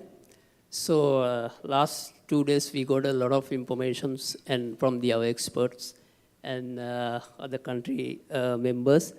First of all, I want to thank your valuable ideas for developing such as our developing countries.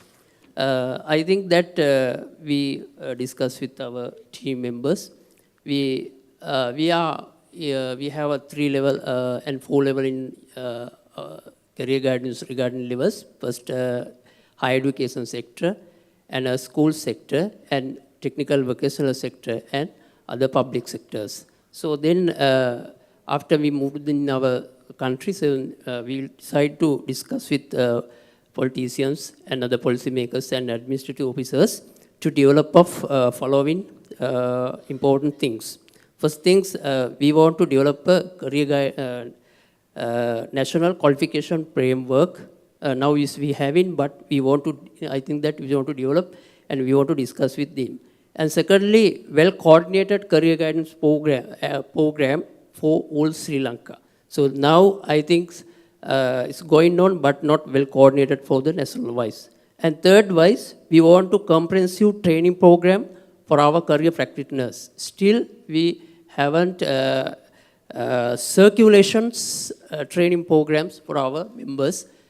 We have in the university systems and other TVT systems, the career counselors and career advisors. Some are not identifying the proper the name even, so career counselor or career advisor or, so some not providing the government side to good promotions, skills and developing or their research activities, they not funded of this properly. So then we want to frame developing the legal framework of our country for the career practitioners.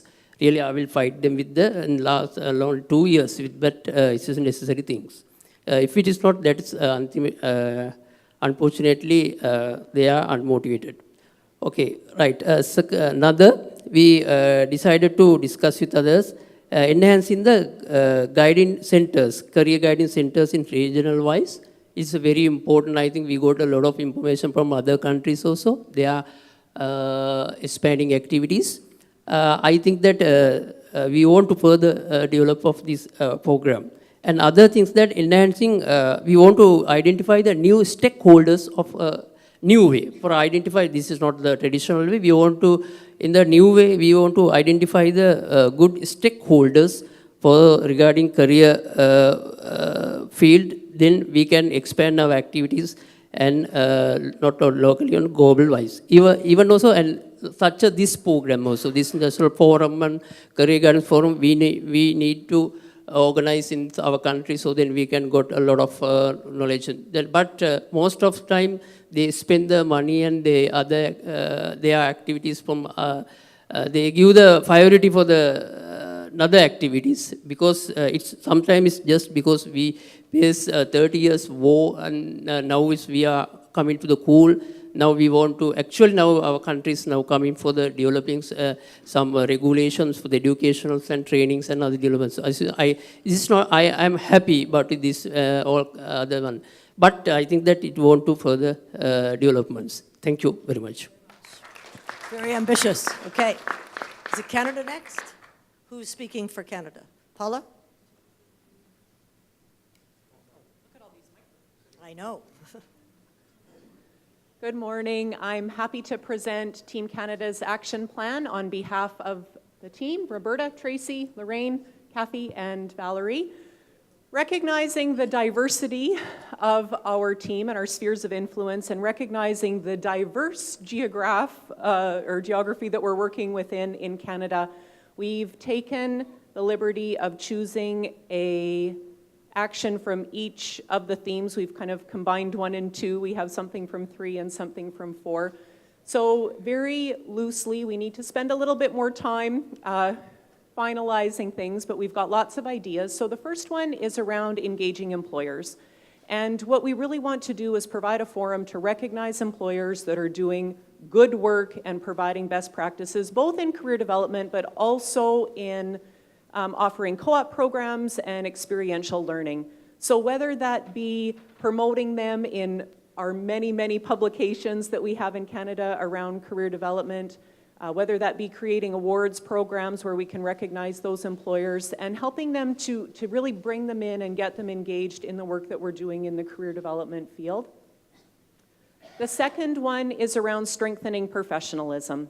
We've got a lot of amazing gurus and experts in our field that provide education and training to career development practitioners that are identifying themselves as career development practitioners. Where we want to really expand is to be able to get their areas of expertise into some of those other programs. We've got teachers that would benefit from having career development training. We've got HR professionals that would benefit from having career development training. And so we would like to offer the services of our gurus and our experts to universities and colleges, to some of those programs, whether it be through continuing education, whether it be through professional development, or perhaps creating some kind of an elective course that would be available within those programs. So that's one thing that we're looking to develop a little bit further. And the third one is around updating our current competency framework. We have a somewhat dated competency framework, and we think that we have the potential and the capacity now more than ever to be able to update that and to make it relevant for what's happening in our current labor market.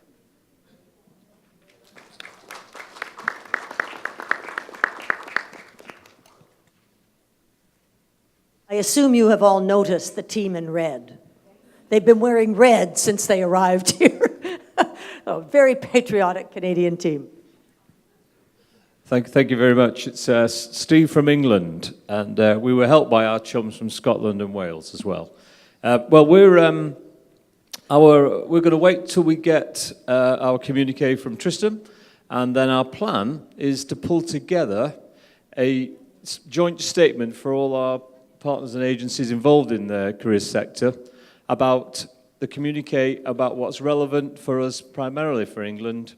And then what we want to then do is actually put together with the communication a action plan of what we're going to do collectively around that. The action plan we're then going to use to disseminate through a variety of national events and also to talk to government. Now this might be a bit tricky, the last one, because we're not sure we're going to have one by the time we get off the plane. But if we take a positive note on that one, and then we do have some ins to talk to who we think is going to be around, and we're going to do our very best. Now, what do we need some help with? Well, we certainly don't need any help with voting in a new government. We're getting plenty of practice in that. But what we do need a bit of help with is that we know that one of the themes and one of the key actions we're going to have in our plan is a national needs analysis, where we're going to do a survey of adults and young people about many of the messages that have come out from the last 2 or 3 days and what they feel they need more help with, and for them, what's their priority that we could assist with in empowering them to be the people that they want to be. And any help that anybody can give us on this questionnaire survey, we welcome.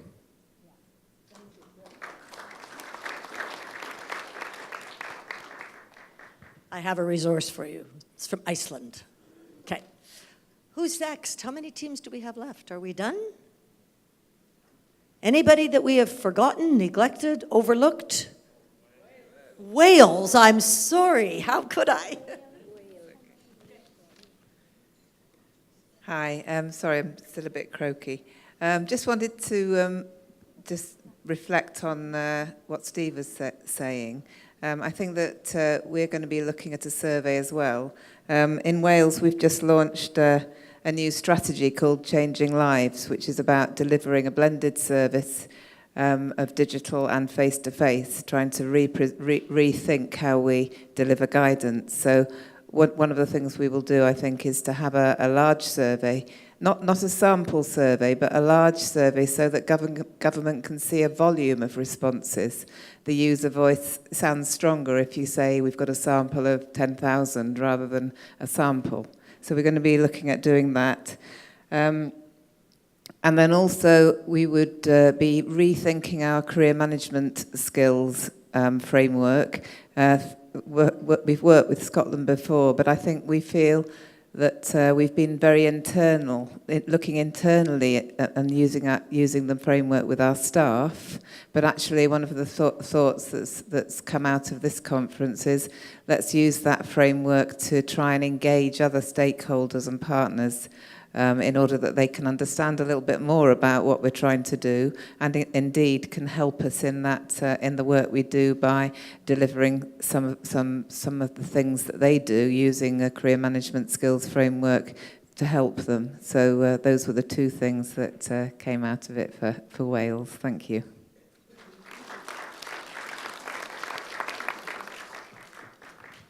Have we missed anybody? We're all set? Scotland, did you want to see us? Sorry, I'm sitting here in the drink. I'm too busy taking notes. Do you mind standing up? Yeah, sorry. Yeah. Yeah, it will be. From my point of view, to go back and speak to my Scottish Government colleagues about the communique. And a second thing for me is about widening the use of the career management skills framework in Scotland, so that advocacy role that Skills Development Scotland has. Keen to look at the demand side and how we engage employers in that career guidance, career development conversation. So I'm keen to hear what the USA were saying about business language and hear from other countries again about what they're doing around that. Excellent. Thank you, Sandra.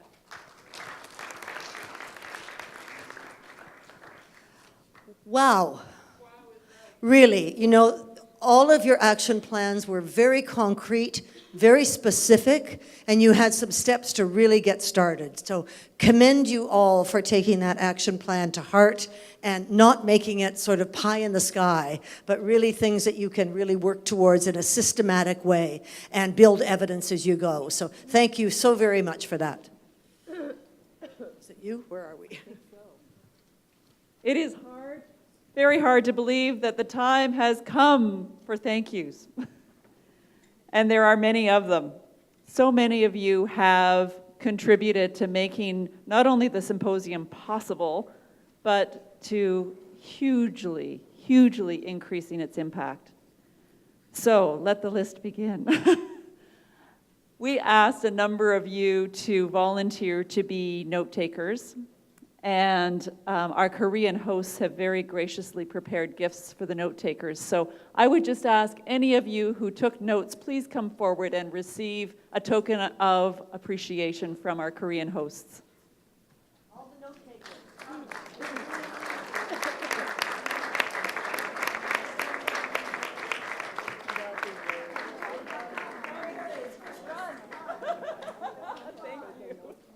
Thank you.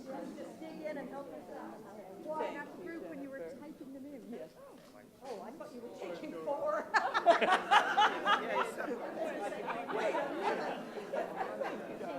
My pleasure. Thank you. Thank you, sir. That's great news. Thank you.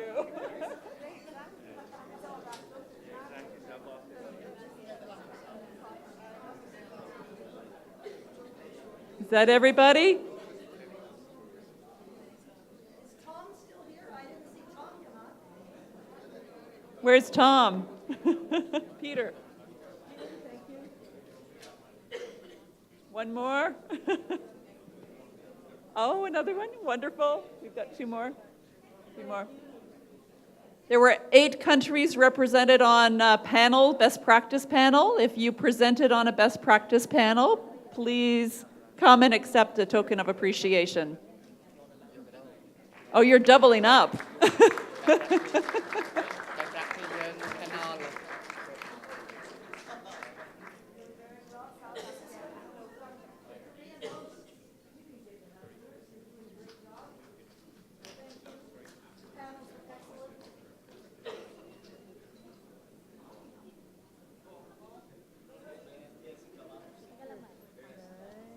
Wonderful.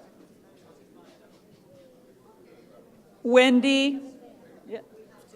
John just wants to talk about the next symposium for 2 minutes.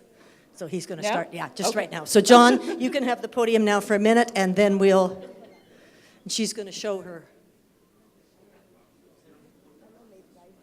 She has to. Okay. So John, you'll be quick, eh? But that's good. John, look at me in the eye. Not a question, that was a statement. Just to be clear, when God made time, he made loads of it. That's what we said in Ireland. So she changed it. So that story goes on and on. I just want to say a few words about the next symposium, and because I think this is a topic that's of interest to all of you, and to give you an idea of what kind of considerations one needs to take into account. The first thing is, as you've seen from the PowerPoints yesterday, and as you've heard from the discussions across the 4 themes, there are different crossroads in different countries, and there are different push to restart the world buttons in different countries, and there are different starting points. And the same is true in terms of countries hosting the symposium. The cultural, the social, and the organizational context of each symposium is different. Even if the songs are the same and some of the singers are still the same. The host country itself has a major input into the theme of the symposium. And this is normal because the symposium themes have to relate to the policy priorities of the home country. But the good news is that such policy priorities have resonances across many countries, and so do the challenges for career development and lifelong guidance policies within education, training, employment, and social inclusion frameworks. So if you're considering hosting the next symposium, then would you please contact us as soon as possible, and ICCDPP will help and assist in framing up and in organizing, and I'm sure that the Korean hosts will provide us with loads of guides on how to do a really good symposium. So thank you very much.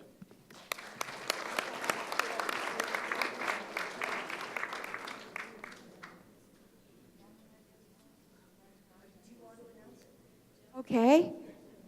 Good morning. It's last minute. I'm JUN Lee. And I would like to show you our 3 nights and 4 days video clips. Please see.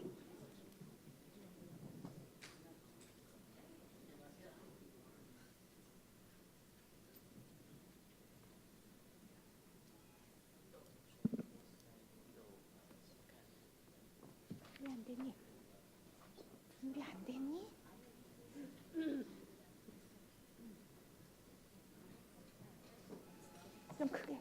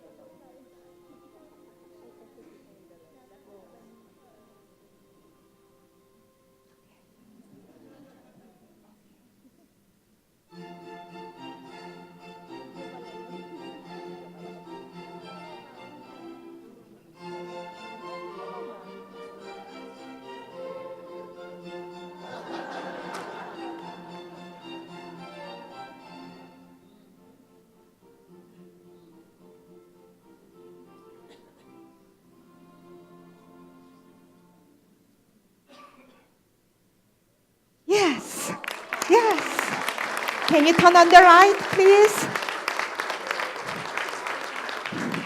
Thank you so much. I can see you're laughing. I can see your happiness. So we are so happy. Next, I would like to show our Google survey result.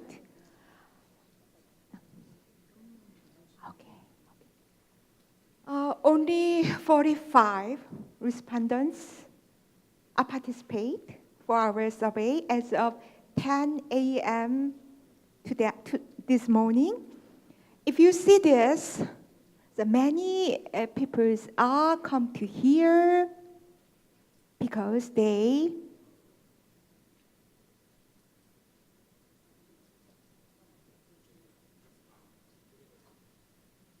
아닌 것 같은데. 34%가. Okay, they have a referral from associations and colleagues. The second one is from past participation. Next question was, how useful did you find the themes of this symposium? Fortunately, 1, 2, 3, 4, all themes are over mean. It's close 5, very useful. And third question was, please indicate your overall satisfaction with this symposium. Yes, we are so happy. But this is not important, you know. The main reason we are asking for Google survey is, I would like to know you are demanding for next symposium. But for number 4, would you recommend this symposium to others? Yes, 97.6% I would like. Please, you do, please. And 5 is the main point. What themes do you wish to discuss in future symposia?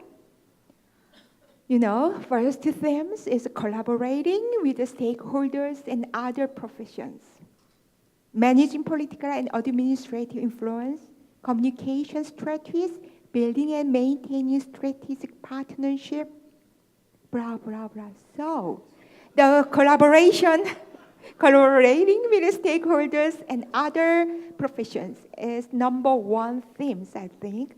The next, responding to the changing nature of work.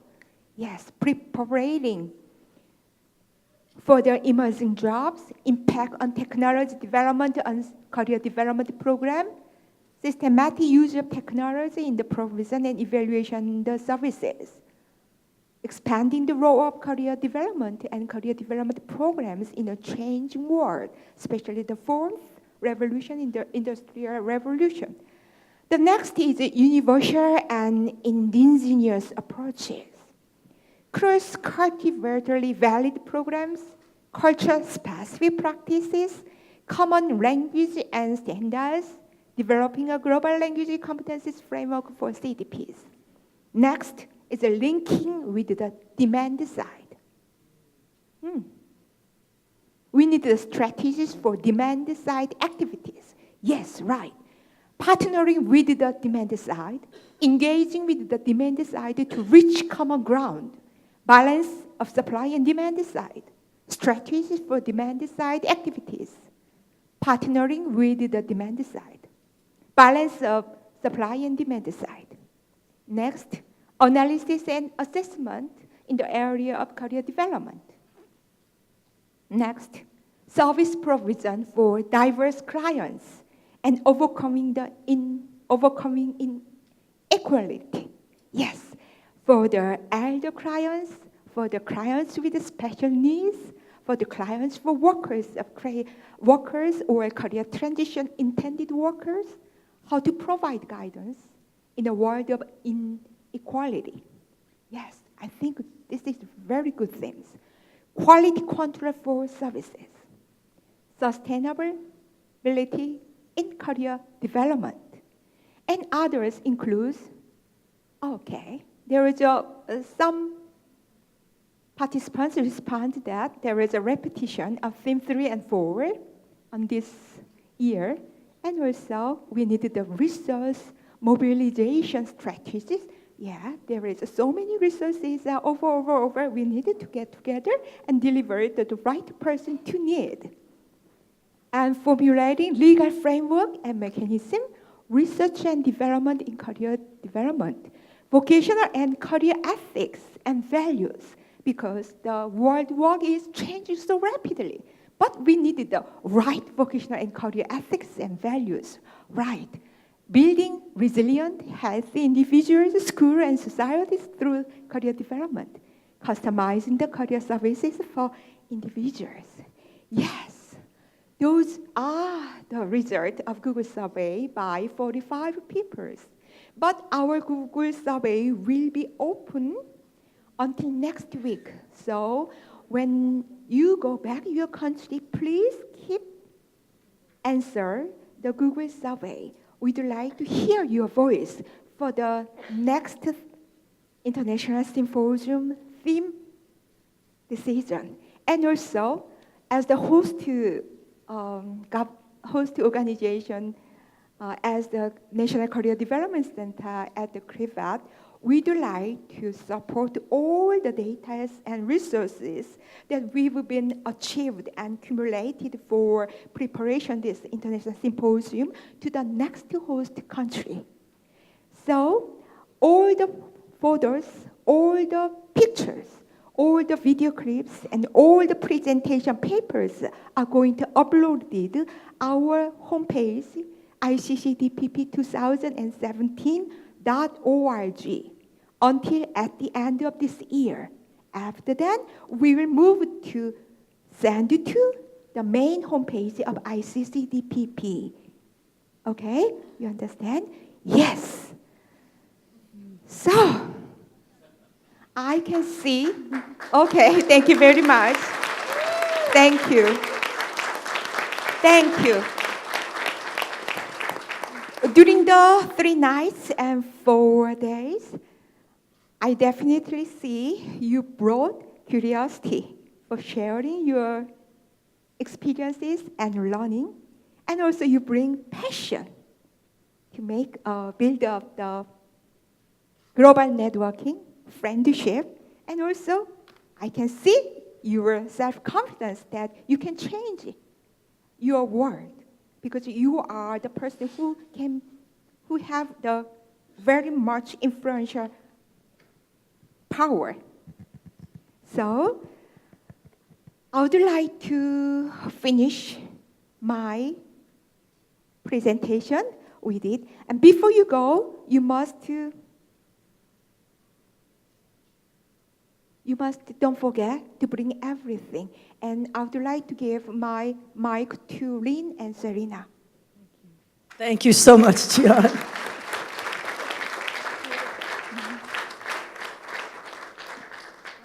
Lynn and I do have some important thank yous. Wendy, Tom, Kirby, Lester, and all the other speakers who aren't with us anymore, thank you. Not only for contributing to our thinking, but particularly those of you that hung in with us through the whole symposium, for engaging so enthusiastically as partners in learning with us. Well, thank you to the speakers. Very much. We also want to very much thank the board of the ICCDPP. Many, in fact, most of whom were the synthesis writers, and that is a very, very large job. To the intrepid and indefatigable communique author, to Tristram, it's been a heroic work. These are all very demanding jobs, and you've been exemplary, enthusiastic, on task, and so helpful and so productive. This would not have been the same symposium without all your efforts before and during, so thank you very much.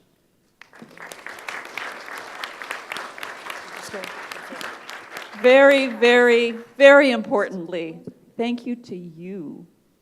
You have sparkled with enthusiasm and energy and ideas, and you have made what Lynn and I have tried to do so much more than we had ever imagined or dreamt. So thank you.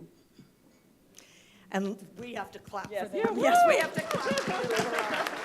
It's really been a remarkable symposium, including every possible ingredient for challenging our thinking and problem solving and us finding creative ways forward.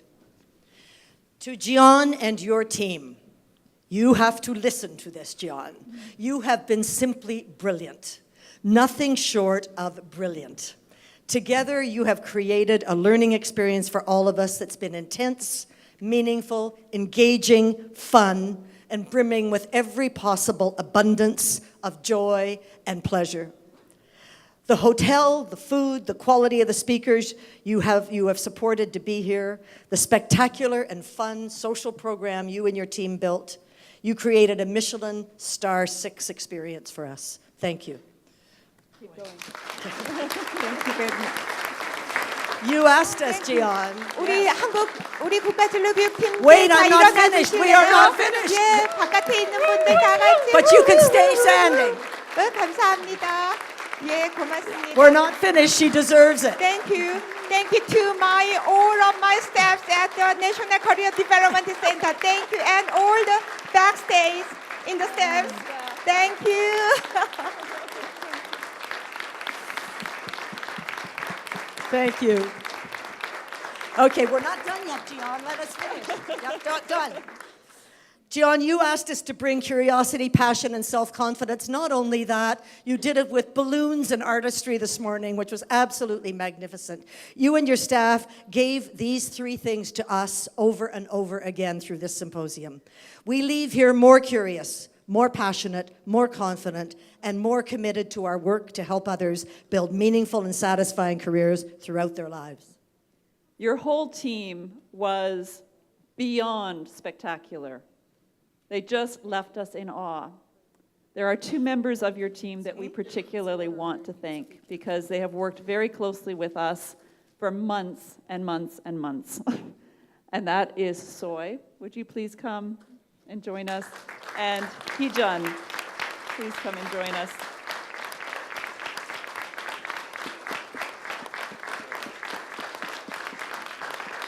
Not only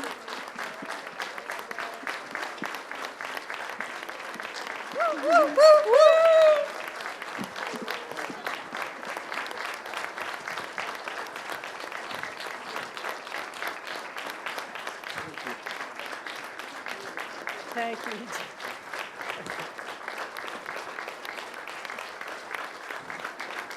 You are both so exceptionally talented. You have responded instantly with grace and calm and competence to every request we've made, and there have been many, many of them. And you have just been role models for what this should be. So I thank you, we thank you from the bottom of our hearts. Thank you.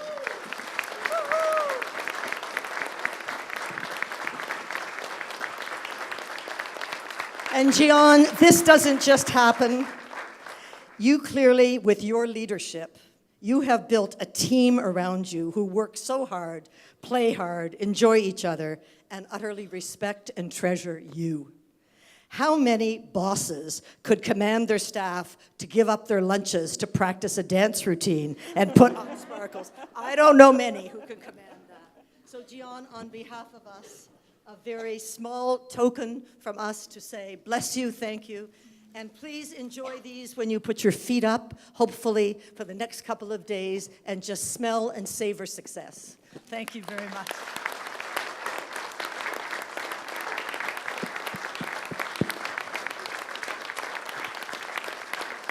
Okay, and here's your last activity that we're going to ask you to do.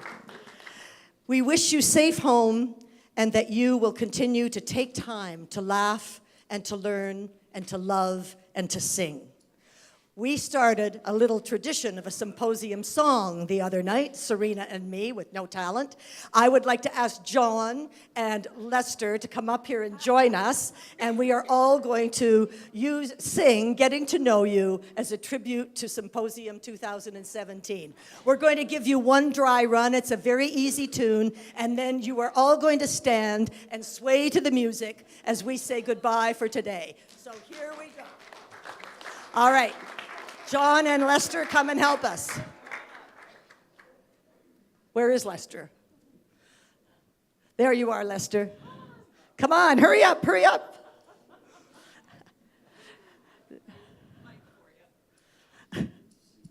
Doesn't matter, dear. It's a very simple tune. You haven't either. All right, we're going to sing it first.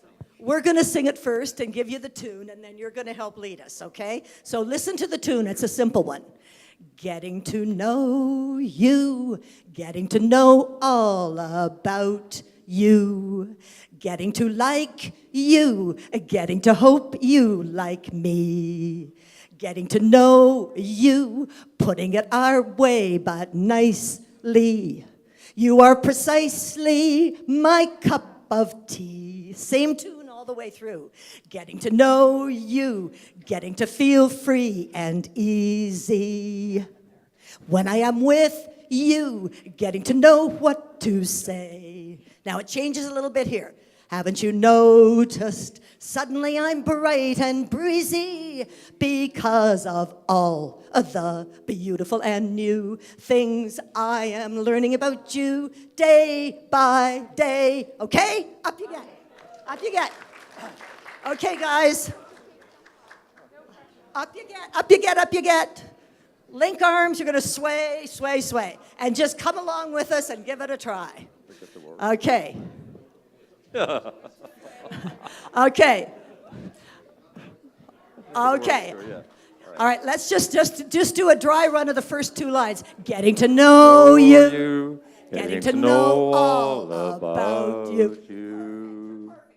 Getting to like you, Oh, getting to hope you like me. Getting to know you, putting it my way but nicely. You are precisely my cup of tea. Wonderful. Getting to know you, getting to feel free and easy. When I am with you, getting to know what to say. Haven't you noticed? Suddenly I'm bright and breezy because of all the beautiful and new things I am learning about you day by day. Thank you.